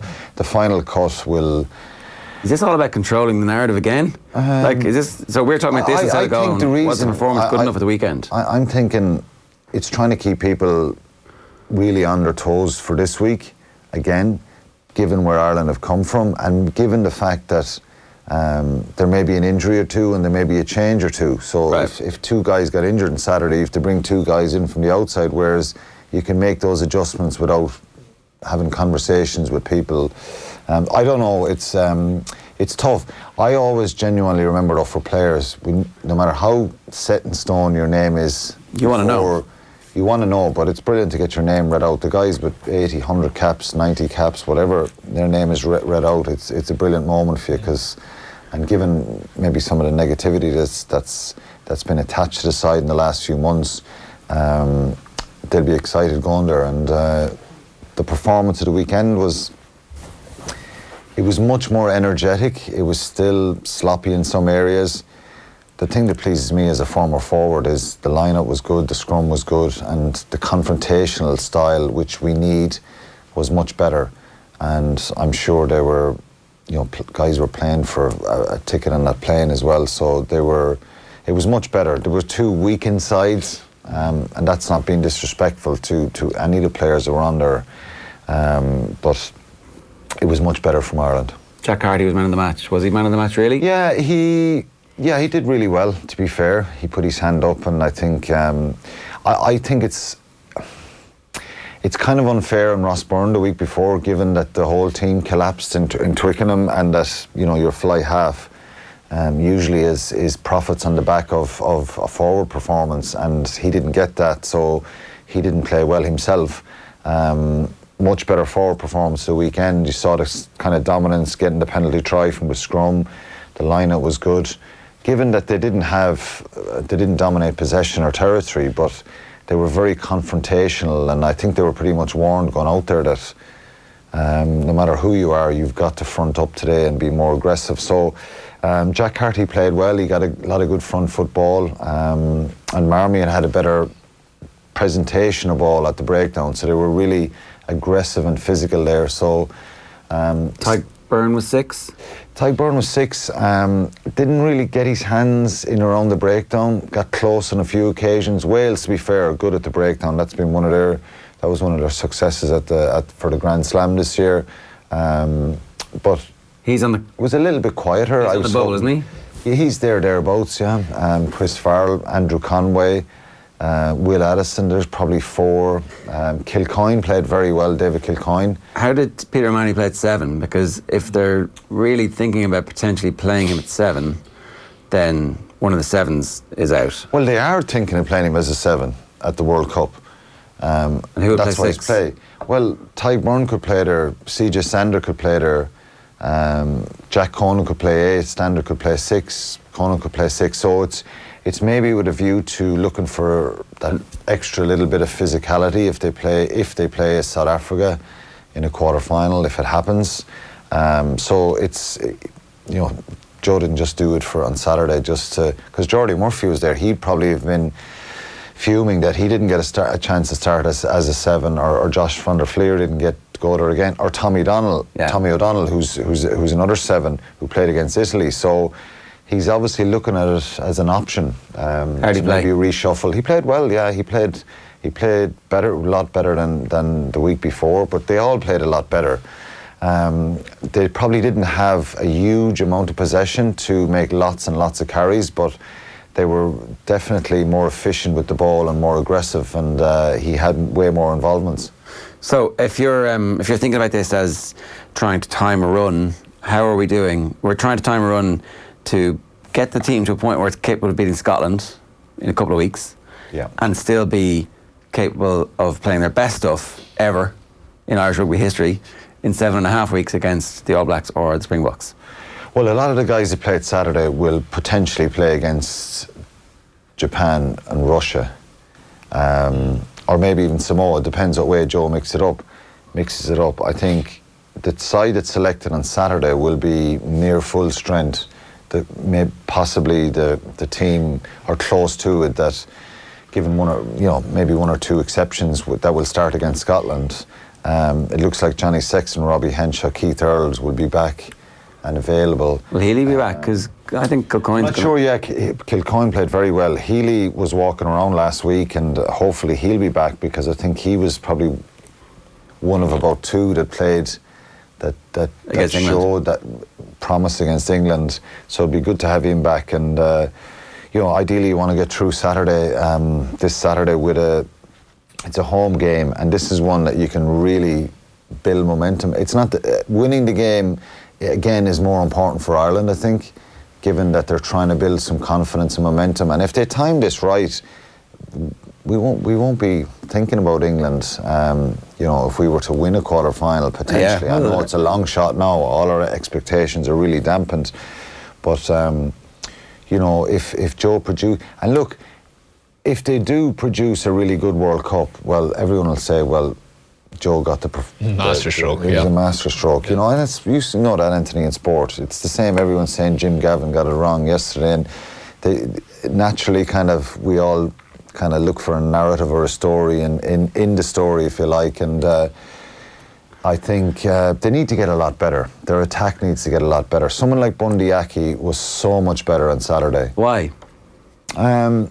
I don't know, maybe it's an attitude thing, maybe it's an energy thing, maybe it's the heavy workload going into the England game. Do you buy that? 'Cause well, look, I know I've been there before. When you come off a very heavy amount of work, 2007 was the prime example. So they've tried to put a lot of work, and like all the teams have. Like Wales were in Switzerland, and their camps were supposed to be grueling as well. So getting the kind of prep right around the fitness and the rugby and getting a good balance there is important. So they did come off a pretty heavy period.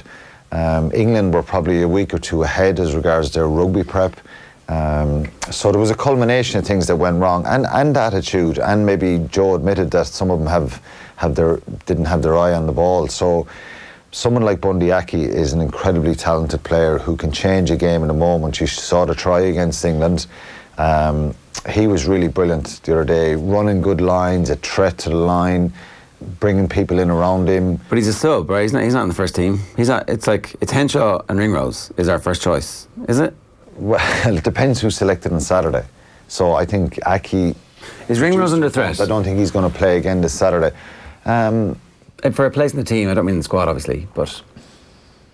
He's your most creative attacking player, so it depends what way you want to play. If you want to try and go back and maybe be direct and kick a lot and be look for physicality and size. Chris Farrell, I think, was quiet on Saturday. He did some very good stuff, and defensively he's rock solid. But he's a very skillful player as well. He doesn't have the same kind of glitzy swagger as Ringrose has. But it just depends how many centres he brings. Does he bring 4 or 3? If he brings 3, it kind of gives you an extra back 3 player. If he brings 4, someone like Ringrose can play in, or Henshaw can play on the wing. Yeah. Which is, I'm not sure what way he'll go. Andrew Conway obviously is. He played very well. He's on the bubble, and, and I've seen. Conway not ahead of Armour actually, really, at the moment. Should he not be? This is the first run. Well, he played exceptionally well, and I don't think I've seen Andrew Conway play a bad game for Ireland. I think he's full of that energy, that enthusiasm. He runs brilliant inside lines. His work rate is through the roof. He's good in the air. So there's very little you can fault with his game. Larmour then has this kind of X factor. He's still a bit kamikaze, if you like, in the way he plays, but is an incredible rugby player, an incredible talent. And I think it's a massive risk leaving someone like Larmour out. I'd love to see both of them go because they offer something different in attack, and I think they both deserve to go. Instead of... Oh, you're putting me on the line here. Instead, I was picking 17 players for the Dubs earlier on for the replay. Like I say, it depends on what. Like, I think between Will Addison, Jordan Larmour, and Andrew Conway, only 2 will go. So it just depends what way you're looking at the full-back situation. Do you say, can you put a Larmour or an Earls at full-back? Earls could play full-back, couldn't he? Yeah, or do you put a Henshaw back full-back? Again, I mean, you would like to have seen him do a bit more in the meantime. Yeah, with Leinster, or play some of the warm-up games at a full-back. I wouldn't totally rule that out. It just depends. I think 2 into 3 there, and that's probably the way it's going to end up. Having seen this week, we're a week on from the humiliation at Twickenham. Has the fear that game brought, has that disappeared a little bit? No, I don't think so. I don't think it has disappeared. And I think it'll be a good thing in the long run. I think, look, we got a bit of a dose of reality and what reality can bring after the Six Nations and the way things can change. And you look at the ranking system now. Wales are number 1 in the world. We would have been number 1 on Saturday if we won by more than 15. We were number 1 in the world for 20 minutes during that game. It's a flawed kind of system at this point. I think in 2018 we were number 1 in the world, and it should be based on maybe the teams you beat above you. Yeah. So if you beat if New Zealand are 1, you should jump up a couple of spots. And if I think Ireland were the best team in the world in 2018, and it's a pity the World Cup wasn't on that November. But I think that fright that they've got in the Six Nations, and particularly against England, really kind of would strike a fear. It can damage confidence for sure. And Joe said it after Six Nations, players were a bit broken. But I think if they can steadily build a little bit now, and ultimately if they've got to beat Scotland. If they beat Scotland, they're up and running. If they lose to Scotland, then Japan becomes more difficult. Then Samoa could throw a spanner in the works. It's a disaster. You can see it derailing pretty quickly. There's a lot of good players there, and I think they need to show character and togetherness. And hopefully, you would hope that the likes of Carberry is back, that Healy is there, that there's loads of options, attacking options. Like there is conundrums about who you pick in the centre, who you pick. Will Carberry get back, Alan? I think there's.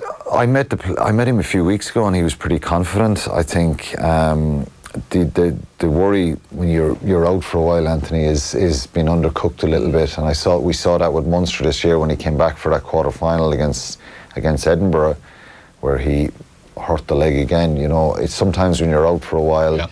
But he's an incredible talent, and I think he's so important to some sort of variety that he can bring. That you can put him in as a fullback or bring him off the bench. So hopefully he'll be back. Tyndall, you had Tyndall on, and he was saying that, probably not trying to sound arrogant, but he was just saying that, England and maybe a couple of other teams have worked Ireland out, that if you can get amongst the forwards, if you can stop the forward power and all that, well then you can kind of have their number. So, my worry for it, and listen, this is only an amateur view obviously, is do we have a second game plan? Is there something different? That's what I think what served Ireland so well, Anthony, was a direct approach around the kicking game, being incredibly efficient at the breakdown, being aggressive, not really making many mistakes, incredible discipline. So their penalty count in all those games they won in 2018 was very low, very, very disciplined. But I think, as you say, it's very obvious to see that England decided rough Ireland up, be in their faces, slow them down, and then they're not used to this kind of natural flow of throwing caution to the wind and being, you know what you're going to get from them, because they don't really go outside the structured game plan. People have criticised them for being not expansive enough. I think there's a mixture there in that. They're quite ambitious to play, and they're very brave in the way they play. They try and move the ball a lot, but it's not kind of caution to the wind, off the cuff stuff. It's not heads up sometimes. So I would hope that, to be fair to Joe, he's always found something to win big games in the last couple of years, and he's had these moments. So I just hope that there's something in the locker that when they go to the World Cup that they will show something. I truly believe that they will have a different approach. You'd have to think what we're going to see in the warm-ups, we're not going to see strike plays. We're not going to see, Ireland hitting up the middle 3 times and then going back to blindside. We're not going to be able to see the same. You can't just turn that on though. So when you've got to try it at some point. But you're can you turn it on? Joe, the try that Standard gets in Twickenham. You never saw that before. That's what we need to see, some of that stuff. And then when Ireland get what that was our most confident performance at the end of a roll. But there was good stuff in Australia as well, and there was obviously the All Blacks game, the Stockdale try. Yeah. So we need some more of that. Okay. But I think there needs to be a little bit more openness in our attack, and it needs to get better. Yeah. Well, I think we all agree with that. 9:03 this morning. Alan, good stuff. Thanks a million for joining us. Right, another opportunity to enter our competition as Ireland prepare for their final Guinness Series clash against Wales in the Aviva this weekend that we've just been talking about. Their official partner, Dove Men Plus Care, is giving you and your mate the chance to be part of the captain's run. You can join the IRFU kitman John Moran as he prepares the dressing room for the Irish rugby team ahead of their final training session before the big game. With thanks to Dove Men Plus Care, the winner will also receive a pair of tickets to see Ireland take on Wales at the Aviva the following day. To be on the chance to win, share the show wherever you're watching or listening to OTB AM. Tell us the one player you'd pick in Ireland's Rugby World Cup squad if you could bring back any Irish player from retirement. I see someone's putting Simon Zebo in, so past or present we'll take, and just use the hashtag #OneToughJob. We're back talking football with Kieran Donaghy live from Tralee in a few moments. First, let's hear from Matt Doherty, who joined Nathan yesterday after the first of our 2 brilliant live Premier League games, Everton 3, Wolves 2. It looks so. Oh, look, Seamus played today is the captain. He plays in that position, and look at his performance today. I thought he was one of the better players on the pitch. So it's just the way it is. Like we'll push each other. In league games, we'll always be trying to do well, and that's kind of a good thing for the national team going forward. That if we're both trying to push each other, we're both going to up our game and improve. And speak of the devil. And it's going to be good for us at club football and international level. There you go. That's class. Speak of the devil. Yeah. I was saying good things about you. Don't worry about it. It's fine. Seamus straight on checking the Off the Ball Twitter feed going, what was he saying about me? Yeah, exactly, what exactly was he saying? That's all working out okay. Seamus Coleman, we'll talk to him a little bit later on, in case those of you who are listening on radio. But let's go to Kerry and get Kieran Donaghy's assessment of what the hell happened in that epic game yesterday. Kieran, good morning to you. Morning, lads. How are you? I'm well. How are you? I don't know how I am. Oh, Jesus, I don't know how I am. I'll tell you what, just hang on a second there. Hang on a second. We'll get the video back for 1 second. We've got Peter Keane standing by. Hang on. Well, look, I suppose we've lived to fight another day. So, look, we'll go away and prepare and come back again on Saturday week. Are you happy with it, or how do you feel about it? Sure, look, we've another All-Ireland final to play in. So, I suppose every time you play an All-Ireland final, aren't you looking forward to it? I'd say you would be, though some cynics might say perhaps this was the one that might have gotten away from Kerry. You're a man up, some scoring chances went right, now some great performances as well, but some things I'm sure you probably look back on a bit and go, oh God, if only that went one way or another. Mara Trust, if I were you now, I wouldn't be listening to any cynics. Well, I'm quite cynical myself. Well, you shouldn't. You need to get out of that. Look, we played in an All-Ireland final. We were up against a team that were looking for, I think, 7 All-Irelands in the last 9 years. They have a bucket load of experience. And look, we gave it a shot, and we'll give it another shot again Saturday week. Better than a shot. I'd say you must be very proud of them. Some of them are so young to be on that stage. Sure, of course we're proud of them. We've been proud of them all year, and look, 'tis an opportunity to come and learn again. Okay, I'll let you go back into that dressing room. I'll stay safely outside. Gurvila Mans, Peter Sloan. Yeah, giving nothing away there, but he must be happy with the quality of performance that his team put in, Kieran, right? Oh yeah, he will be extremely happy. Yeah, if you said yesterday that Clifford and Gainey get 2 points between them, and Kerry will score 116 and draw, he would have taken it. But at the same time, the performances of Sean O'Shea, the performances of the defenders, Tyg Morley did very well. Tom Sullivan again was good. Gavin Crowley I thought was really good, and I thought Paul Murphy was good as well. So for a lot of the Kerry fellas will be very happy with the performances yesterday. So that will please Peter. But Peter knows there's a lot more improvement in Kerry as well. Yeah, I think that's the big thing. It's like if you look back at game after game after game after game, there's been a steady stream of improvement, but they've actually come on in leaps and bounds since they got to Croke Park. First half Tyrone, not so good. Second half Tyrone, great. The whole game yesterday, they were excellent. Like they were actually kind of that middle section of the game from the first quarter on. They were dominant but not scoring. They were actually killing Dublin on the kick-out. So if the level of progression continues the way it has been, then they're going to be an even better team the next day. That's what they'll be. That's what they'll be hoping for. But they'll know as well is that a lot of their guys really performed well and beat their counterparts. And I said in my article on Friday that we need to see a lot of 9 out of 10s after the Kerry players' ratings on Monday if they're to be in the game. And that's what we had. There was a lot of 9 out of 10 guys.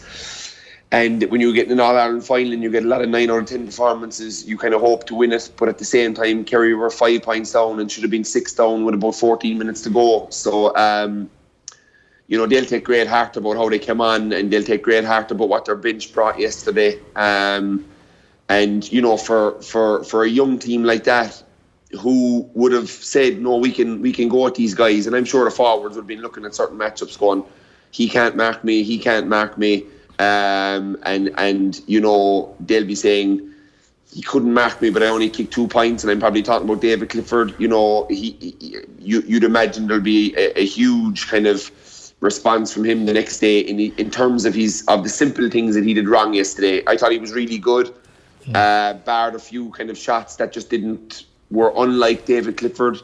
You can be sure that Saturday week that won't be the case. He'll have fine-tuned that, and there could have been a bit of tension in his first All-Ireland final. There's loads that goes into it. But for the forward unit, I thought himself and Gainey worked very well together. Their understanding was really good. I think there's more in Stephen O'Brien. I think we need to put him over in Jack McCaffrey. I think we need to make Jack McCaffrey go backwards.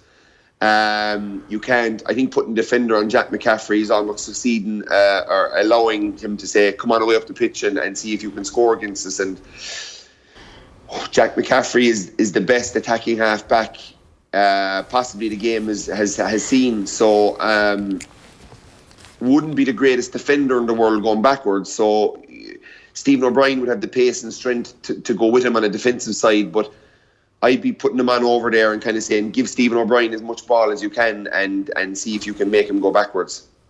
That makes sense, doesn't it? Yeah, it's probably not a bad move. I was thinking, Kieran, it would either be between O'Brien or Murphy, to try, because obviously Durkin in the semi-final for Mayo kind of showed what needs to be done on McCaffrey. I think he ended up with 3 points from play, Durkin, and he did exactly as Kieran said.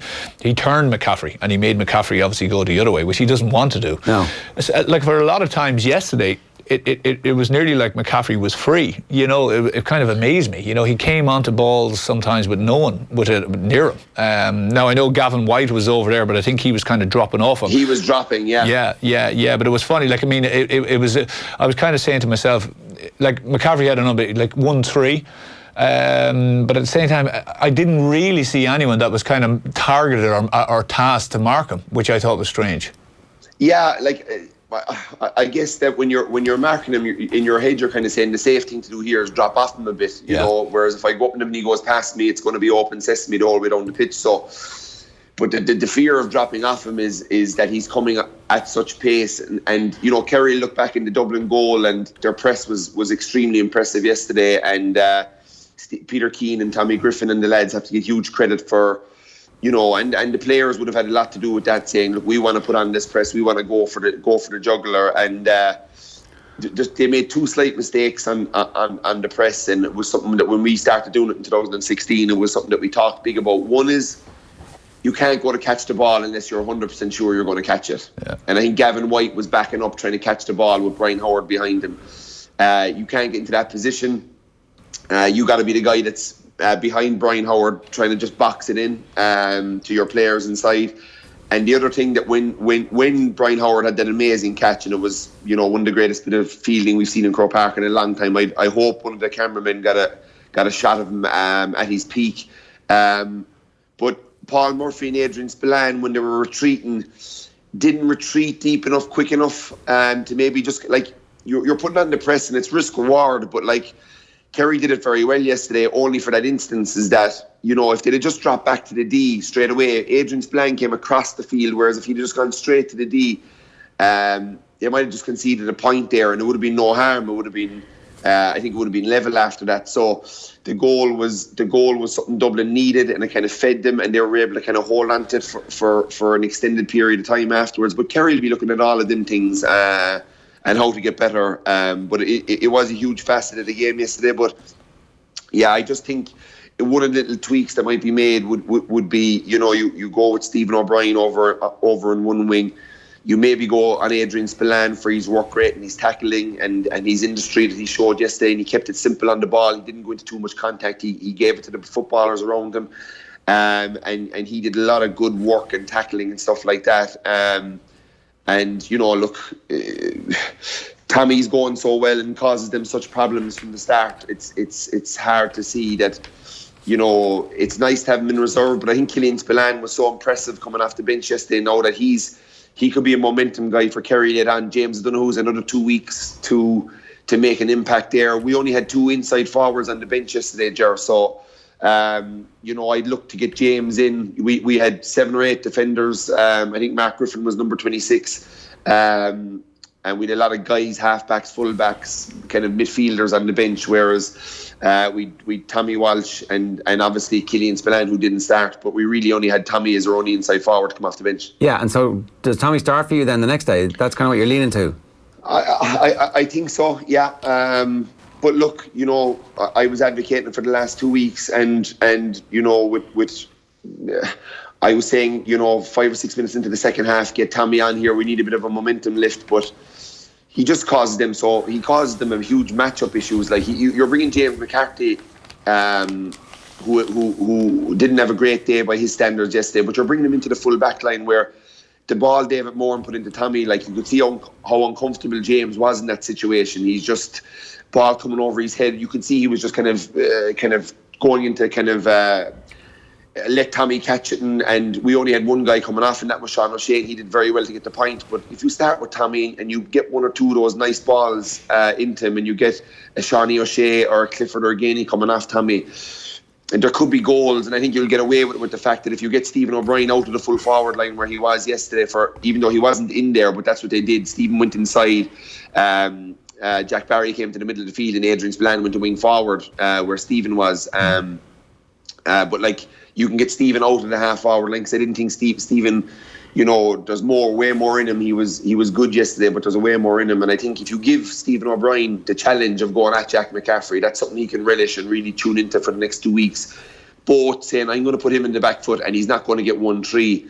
And it maybe allows Kerry to go with Tommy from the start. And because I think Tommy on our press, I think if we're putting on our press, especially from frees, I think you get Tommy Walsh out to the spots where Gavin White was beaten a few times yesterday, and all of a sudden you've Tommy, Dave Moore, and Jack Barry, Adrian Spillane. You're kind of going along the lines of that Dublin middle line in the press. That makes a lot of sense. Can he last the full game? Is that why he's not starting? Is it something to do with fitness? No, I don't. It's nothing to do with fitness. In 2014, I played about 15 minutes of championship football before I was brought on against Mayo in Croke Park, having not played all year with an osteopubis injury. And Tommy's in much better shape than me, and I went on and played 98 minutes in the replay in the Gaelic grounds the week after. So Tommy definitely can play the 70 or 80 minutes, or do what Tyrone have had the courage to do in the past, and maybe start him and bring him off for Killian Spillane with 25 minutes to go. And if you need a presence there late on, or you're losing and you need somebody in there to cause a bit of pandemonium, throw him back in with 7 or 8 minutes to go. But yeah, there's look, Kerry management team, we're all trying to figure things out, but they're the lads that are watching all the training. They're the lads that know best. And in fairness to Peter Keenan and his management team, Donny and Tommy and Morris Fitz, they didn't get much wrong yesterday. No, they're pretty good. No, they got an awful lot right. My only probably concern for them, and not a concern, but I think the next day Dublin are obviously going to come out with all guns blazing in that first 15 minutes. The kind of the rhetoric after the game was, Dublin won't be as bad, which is Kerry can get also much better. Yeah. So I don't truck with that at all, but they're definitely going to come hard and fast in those first 15-20 minutes to really try to cause put doubt into Kerry's mind. So I'd like to get your opinion, Kieran, on I thought there was some guys, even Sherwood, who came on. I think he brought a bit to it. Spillane brought a bit to it. Tommy, as you say, brought massive things to it. And I don't think Kerry, I thought some fellas were in there maybe to restrict a little bit and maybe contain, where I think they really have to go for it the next day. They have to match fire with fire in that first 15-20 minutes. And whether they have to take lads off with 20 minutes to go, fine, because they're spent. But they really have to go at it. They have to make sure they're in the game for as long as they can, get to half time, or even ahead, and actually put the doubts back in Dublin's mind, that actually Dublin defenders go, actually, hold on a second, because I agree with you. I think Clifford can have a better day. I think Geedy can have a better day. Like we were just referencing earlier on, I haven't seen the Kerry forward line not fire as much as badly as it did yesterday. And I think there's a plenty more in them. And I think Clifford will learn from the experience. You said that yourself. He was snapping at things.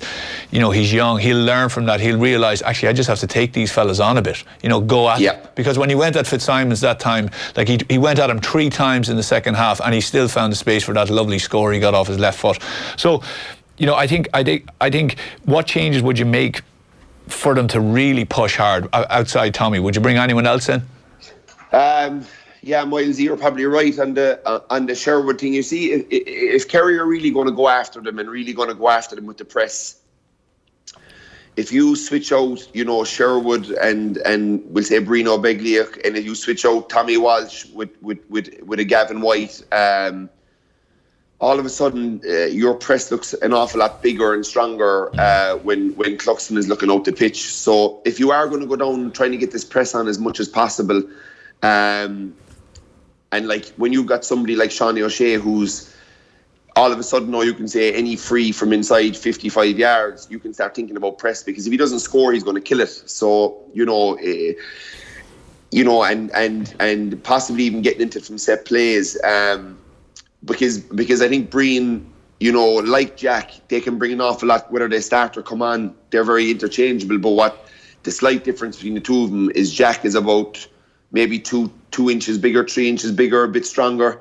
That's Jack Sherwood, of course. But Jack Barry has to get huge credit yesterday. Again, he gave Kerry a huge platform earlier on in the game, even though we dominated for the first 10 minutes. We were 3-1 down, and you were kind of going, Jesus, we're dominating here, but we're still down. But I think Kerry Moran was a colossus, and I think if you try and line up a lot of these big fellas out in the press and really ramp up the pressure on Cluxton, and I think a few times yesterday he kind of, unlike him, made bad decisions on a few long kickouts, and but then he's laser like for the one to Howard, because you could see him lining it up. Howard had his hand in the air because he saw Gavin White was 10 yards in front of him.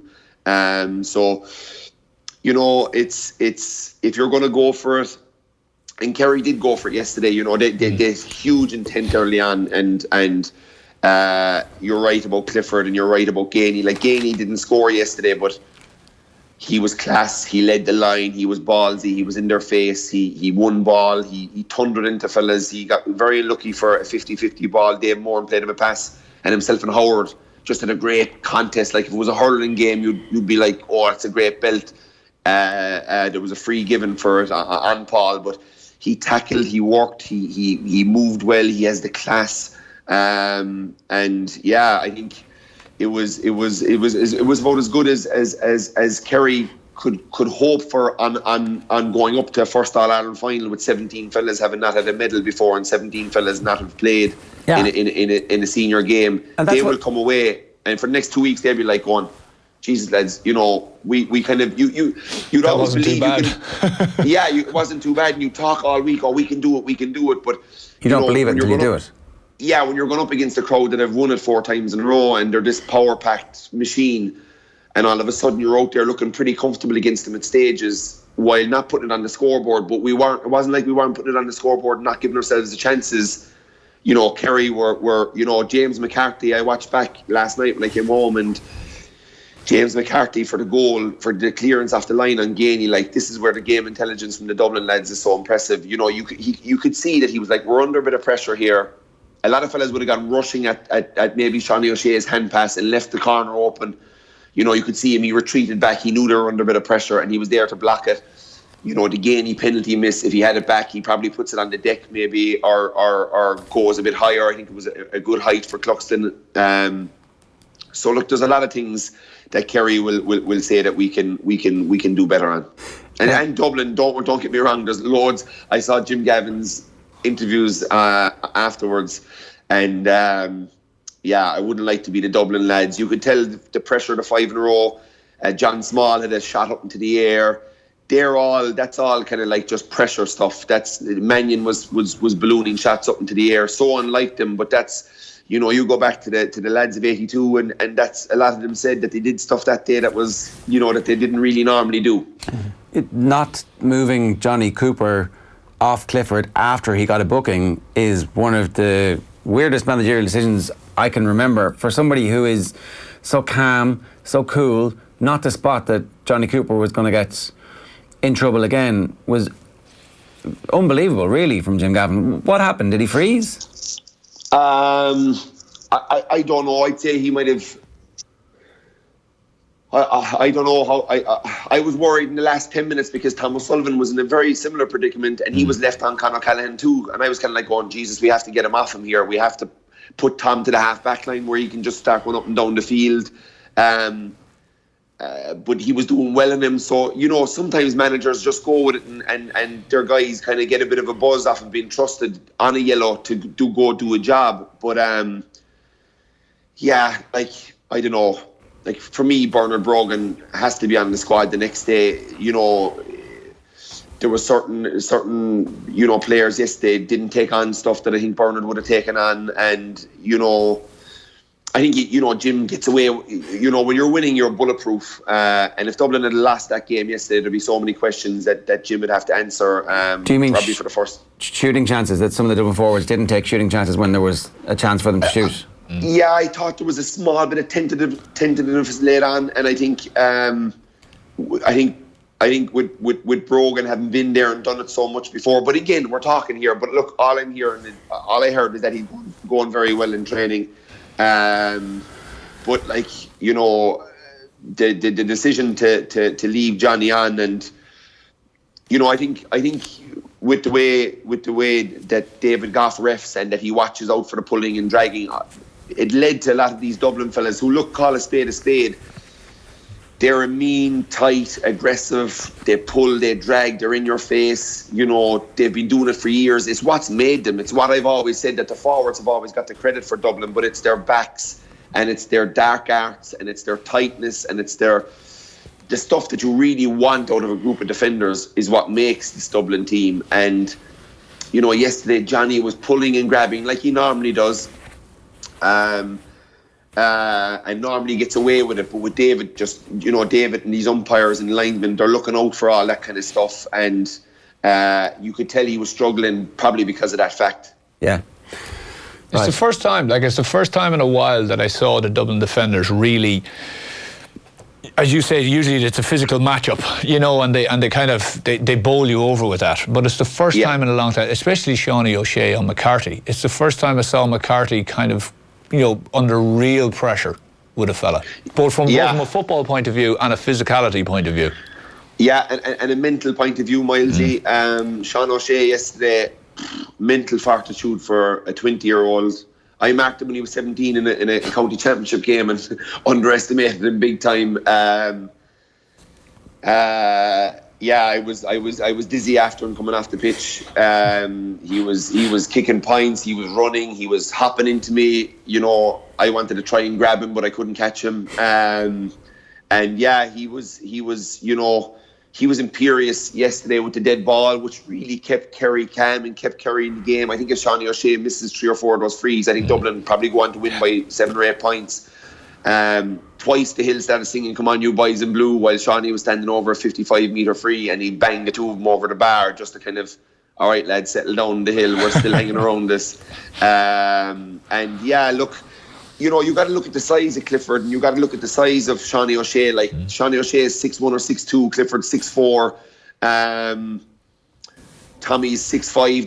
They're big boys size wise to pull and drag, and I was never really too worried about Clifford or Seanie O'Shea in that respect. In places like Monaghan last year, I remember being kind of, will I say something to David Clifford, or will I say, this is going to be tough, they're going to be at you? And I looked around after 2 minutes, and I've said this before, he drew Riley by the scruff of the neck walking him back 10 yards. So I was like, they'll be fine, these fellas. They gave as much as they got yesterday. But Dublin will say, we've got so many guys that didn't do it yesterday. And if you look at that on par with Kerry had so many fellas that did do it. Yeah. And Dublin had a lot of fellas that didn't do it. So you know, if you weigh them up, well, if you weigh up the performances of a lot of their guys, if you said Ger to you yesterday out in Portmarnock there when we beat the shite out of you on the golf course, if we said that, you know, Johnny Cooper would have a horror show, would be sent off, Fenton would be beaten in the middle of the field, well, James McCarthy would be very quiet, you know, Kilkenny would be kept quiet enough until late on in the game. Cloncalan and Mannion would have 3 points between them. You'd be kind of going, all right, Kieran, were you out last night or what was going on? So look, there's a lot of things went for Kerry yesterday. Dublin will be still favourites going into the replay, but Kerry will have a sense of, by God, we can compete. And, you know, well, this team are here now for good. That Kerry team announced themselves yesterday. They're going to be all-out contenders every single year for the next decade with those 2 forwards at the forefront of it, and everybody else are coming. Like, they're here. They're a real team now. Yeah, they are. They're. Look, they've a lot of these guys coming through. Know nothing else. You know, they beat Dublin in the league final in 2017. You know, they beat Dublin in 3 this year in the league. You know, they've drawn with them yesterday. You know, a lot of these guys are kind of. They didn't have the baggage that we'll say the older guys had, where, you know, we'd lost a few big games in a row to Dublin, and, you know, it was that can play in you as a player. Whereas these guys are just, you know, and Peter Keane has to get huge credit for the job he did. And, you know, for people down in Kerry, there was a huge amount of pride in the crowd. I thought the Kerry fans were outstanding yesterday. You know, they really at certain stages really got behind the Kerry team, and we'll need more of that again on Sunday and maybe earlier in the game. But you could see the transfer from the crowd down to the players. After Spillan's goal, the Kerry crowd were up, they were standing, there was a lot of green and gold in the stands, and you could see the players, you could see Spillan when he scored the point after the turning around to the crowd. You know, players feed, fans feed players, but players can feed fans. And if you get the both of them going, like this crack of people saying, oh, don't celebrate and don't, that's the biggest load of shite of all time. If you get a big score in a game or you get a big goal, turn around to your crowd and give them a fist pump, and all of a sudden their decibels are going to rise for the next few minutes. They're going to get a bit more boisterous, and that helps you then when you're trying to play and win 50-50 ball. Momentum is huge in the game, and Kerry didn't have it for long stages yesterday. They had it early on, and they had it late on. But like Dublin, what a job by 14 guys to get 4 turnovers in the last 7 or 8 minutes. And Kerry, that's the game, that's the part of the game Kerry will be disappointed in. If they had their time back, guys took it into contact, they took it into bodies. You know, they had an extra man. If the roles were reversed yesterday, and Dublin had that point lead with 5 or 6 minutes to go, I don't think they would have made the mistakes like that. But Kerry will take huge learnings from that over the next 2 weeks. They'll talk about it. They'll say, lads, if we're in this position again, you know, we just got to be smarter. You got to realise you can't go running into 4 or 5 big, strong Dublin lads. Like, the whole Dublin team are massive men, so you can't go taking the ball into contact. And I think Kerry did that a few times yesterday, whereas they could have, especially with the extra man, should have probably maybe used Shane Ryan a bit more, bring him out the pitch a bit more, and walk the ball up further up the pitch and try and hold it and try and kill off the game. Yeah, no doubt they'll be talking about all that kind of stuff in training over the next couple of weeks. Kieran, good stuff. Thanks a million. No bother, Ger. Okay, bye. Sound all right, Anthony. That's Kieran Donaghy there. One comment was about, where's it gone? Great game of football yesterday, says Sarah. Kieran looked very dapper on Sky. Loved the gold tie and pocket hankies. Obviously a man to rock a pocket square. There you go.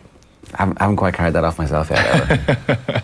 You'll get it, Ger. You'll get it. 9:31 this morning. We've gone a little bit late here on OTB AM. We're back talking football and the latest sports news with Phil Egan after these.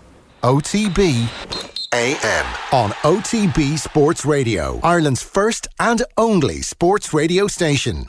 I hear you some wiring needs a fixing, ma'am. The name's Buzz, on account of my work. No chance. Not all cowboys ride horses. All Safe Electric registered electrical contractors must give you a certificate of completion that shows their work meets approved standards. Find one nearby on safeelectric.ie. OTB AM. once again, we're going there with good confidence. I know we could say that we've had the easy part of the draw so far, and now it's coming to the business end. But we're confident. We're playing at the Viva against a good side, but we're looking forward to it. And the manager will make sure that we go for it. What do you want to see? Because I know you often talk about being brave in possession. I think even after the last couple of games, you said again players need to be braver in possession. Can you do that in 3 days on the training ground, or do you just need to go out there and give 100% and try and get slight improvements? I think you just got to relish playing for your country. I seen yesterday Enda Stevens, going past a few people, nutmegging someone and putting the ball in the box for Callum Robinson to score his first Premier League goal. So we've got to take that belief that we've got good players, good Premier League players. John Egan's playing, Shane Duffy obviously didn't play yesterday, but he's playing well. So we've got good players, but when you go there and the pressure's on, that's when you need to stand up and be counted, and that's myself included. But we'll go there, we'll play in the front foot, and we'll really look forward to it. Yeah, Seamus Coleman there with Nathan after the game yesterday. A brilliant game, 3-2 win for Everton. Live Premier League commentary every Sunday for you here on Off the Ball. We've got 2 pairs of tickets to our sold out roadshow this Wednesday with Roy Keane and Gary Neville in the Bord Gosh Energy Theatre. It's all with thanks to Cadbury's. To enter this morning's competition, share the show wherever you're watching or listening this morning. Gary Neville captained Manchester United after Roy Keane, but who was the Man United captain before Keane? Who captained Manchester United before Roy Keane? Phil, good morning to you. I thought you were going to ask me to give the answer. I was. I have a fair idea. But I won't. Try not to give it away, Jerry. Spoil it. You guys were at the game together? Yeah, it was interesting as a Dub, sitting beside a Meath man watching Dublin in an All-Ireland final. He'll say, I thought I was being very, very impartial. No, do you know what, it was such an enjoyable game. It's everything you want from a final, that going right down to the wire. Yeah, it was the most tense sports event I've been at. Yeah. The 2017 final, I think of, so 5 o'clock is kind of, I do a report at 5 o'clock, and I remember for the 2017 final when they came to me, Cillian O'Connor has the ball in his hand to put Mayo ahead in injury time of an All-Ireland final. That's mad. And then obviously Dean Rock kicks the free. But when Costello's point was chalked off by Hawkeye yesterday, I was thinking, I think Dublin are doomed here. Their goose is cooked. Yeah. And so do you think we should be making more of the fact that they survived? I think they did unbelievably well to survive, and the difference with both sets of supporters coming out of Croke Park, Dublin definitely felt the feeling from talking to Dublin supporters was, we'll win the replay with 15 men. Whereas Kerry supporters, had the chest pump out, thinking, absolutely. Back. This team, people talk about this as a team for the future. Well, the Kerry supporters have to be thinking this is the team for the now. Yeah, and for the future too. Well, that's the worry as well. They look like they certainly are going to be around for a long time. But the drama and just the tension, and I didn't fancy him. I said to you, I just didn't fancy Rock to kick that point. I just thought it was too far out. He was actually, because he was off the pitch, I'm sure there's a slight elevation as well coming up. That's the angle that's facing him. Should somebody else have taken it from their hands? I was wondering, Dermot Connolly, would he fancy a crack at it? Or he would, of course. But he would have, yeah. He did do that in the 2016 final when Dublin were a point up and he kicked it dead, and then Kerry or Mayo went up the other end of the pitch and got a draw. Yeah. And Kieran Kilkenny had said to him, no, we're going to see the clock down, and Connolly took the ball off him. And kicked it wide. Yeah. Does Costello have that range? Does Cluxton have that range? Here's the thing, you bring Cluxton up, that kills any opportunity for Kerry to take anything, and it's the most dramatic moment in the history of the game. It would have been incredible. Absolutely. Don't know if he has that kind of a kick. His kick, the famous kick was more of a drill. It was coming at, doesn't he? He did have to curl it. Yeah. But you could see that Costello probably, you probably would think. And again, it goes back to preparation, and they talk about, no stone unturned. And Dublin haven't, and you made the point earlier on, they've always been tight to All-Ireland finals. So you bring Costello on, do you say to Costello when he comes on, okay, you're on the freeze now? We're 100% confident. You're very, very close to Dean during training, so you can come on, give him a bit of a break. His legs are obviously tired, because that's the one thing that freeze will get you. His head is obviously fried here as he's trying, because if you remember, there was a long delay before that. Yeah. You know, there was a lot. I think there was a bit of whatever. There was a bit of put. There was actually a couple of really hard tackles right over there on the sideline. I don't know if you remember, but the ball was spilling. There was lads coming in. He got hit a couple of times himself, and then to take the free. It was a stupid free to give away. To give Dublin a chance to win the game. But I also around the neck. Yeah. See, like when I looked at the clock, there was 30 seconds or about 40 seconds left. Dublin have possession. I'm thinking they're going to work the score. Was it a bad free to give away? Because you're basically saying if you kick that, fair play to you, but that's right on the sideline. Whereas, I mean, were they going to work the score? I'm not sure, because they'd been trapped around that area, and the swarm had they had miraculously managed not to give away a free the way you've seen all summer of players giving away frees. I was looking, so if they don't get the free there, they work it back. And I had my eyes on Connolly. Connolly was hanging on the edge of the 45 on the right-hand side of the pitch. You think he'd got his eye in? And I was thinking, like, nobody was going near him. And I was thinking, are they going to get it back, work it out, swing it across to and give it to Connolly? He was definitely looking for it. And then, like, obviously, there was a kick out after Rock misses. Yeah, but only. Yeah, because Shane Ryan lashes the ball off Kevin McManaman, who's trying to stop the kick out. Yeah. And then the kick out comes. But I think the referee was saying, "Listen, just kick it out. We're done." Okay. But you could see that there was actually the panic that was setting in, because I don't know whether it was Tommy Griffin or Keane, but they were roaring at someone to get over to Connolly, because Connolly was kind of hanging around at the outside, kind of trying to be as inconspicuous as he could be, but just dying for the ball to come into his hands. Yeah, but look. Do it all again. The replay obviously is going to be on the 14th of September at Croke Park, a 6 o'clock throw-in. So the scramble for tickets will start after it finish 1:16 apiece. All Ireland finals should be Saturday night, 6 o'clock. It's the perfect atmosphere. It's the perfect environment under lights. It's sensational. Don't know if Kerry people will agree now. Well, we had Donaghy and Owen Sheehan in last week, and we were saying that to them. They were like, "Yeah, absolutely." Young bucks. There are two Kerry lads. You know, yeah, I know, but some people will say, and I think I saw someone saying, by the time people will get home and trains and all that crack, you're probably talking 8:30 o'clock by the time you leave Croke Park. I mean, it's another time. It's one time of the year. Once in a lifetime for the week. All right, we gotta go. Come on, give us the sports news. Yeah, well, it finished 2-2 between Arsenal and Tottenham in the Premier League. Goals from Christian Eriksen and Harry Kane put Spurs 2 up at the Emirates before Alexander Lacazette and Pierre-Emerick Aubameyang got the Gunners back in level terms. Spurs captain Harry Kane as well insisted he didn't dive in search of a late penalty. It's all over the papers today. He went down under a challenge from Socrates, but no penalty was given. Everton beat Wolves 3-2 at Goodison Park. Matt Doherty didn't play for Wolves. He's been ruled out at Thursday night's Euro 2020 qualifier against Switzerland, as have James McCarthy, Shawnee Maguire and Kieran Westwood. So James Collins, Cyrus Christie and Burton goalkeeper Kieran O'Hara have been called into the squad. Once again, Shane Long has been overlooked. Johnny Hayes was on target for Celtic in their 2-0 win over Old Firm rivals Rangers at Ibrox. He was only on the pitch a minute or two when he got the second goal, which means Neil Lennon's side have won 4 from 4. They're 3 ahead of Rangers at the top of the Scottish Premiership. 2 games tonight in the SSE Airtricity League Premier Division. Leaders Dundalk go 7 clear if they win away to Sligo Rovers. Cork City hosts Waterford at Turner's Cross. The European transfer window closes today. One transfer that looks like it's going to happen now, Bobby Duncan is going to leave Liverpool to go to Fiorentina for €2 million. Bobby Duncan, by the way, is the player that was in the headlines last week. Yeah. His agent accused Liverpool of mentally bullying him because they wouldn't accept the first initial offer, but it looks like it's going to be done. And Liverpool were forced to release a statement on this.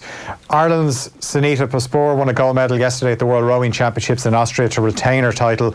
Ronan Byrne and Philip Doyle claimed silver in the men's double sculls. Great championships for the Irish rowers. And Saturday, Paula Donovan and Fintan McCarthy won gold in the lightweight men's doubles. And Novak Djokovic is out of the US Open. The world number one was 2 sets of love down, a breakdown in the third set in his 4th round match against Stan Wawrinka. Retired due to a shoulder injury. Just let him win the third set. Got booed by the crowd. So Roger Federer and Serena Williams both advanced to the quarterfinals. The way the draw goes, Federer and Nadal can meet in the final. Great. But world number 2 and French Open champion Ashley Barty is out, suffered a shock defeat at the hands of Wang Qiang. And Rory McIlroy missed out on the Omega European Masters in Switzerland by losing in a 5-man playoff. All 5 players finished up on 14 under, but it was Sweden's Sebastian Soderberg who birdied the first extra hole to win it. All right, good stuff. So That is all we've got time for. A couple of things to tell you about, as well as our Roy Keane and Gary Neville Roadshow this Wednesday night with Cadbury's. We've got live commentary of Ireland against Switzerland this Thursday night. It's obviously a massive game. Recently retired David Myler on co-commentary duty alongside Nathan, so that's one to watch out for and stick in your diaries. Keep an ear on OTB Sports Radio throughout the day. We've got loads for you. Off the Ball is back from 7 tonight with plenty more reaction to the weekend sport and the 2019 drawn All-Ireland football final. Thanks, lads. Cheers, See you tomorrow. OTB AM.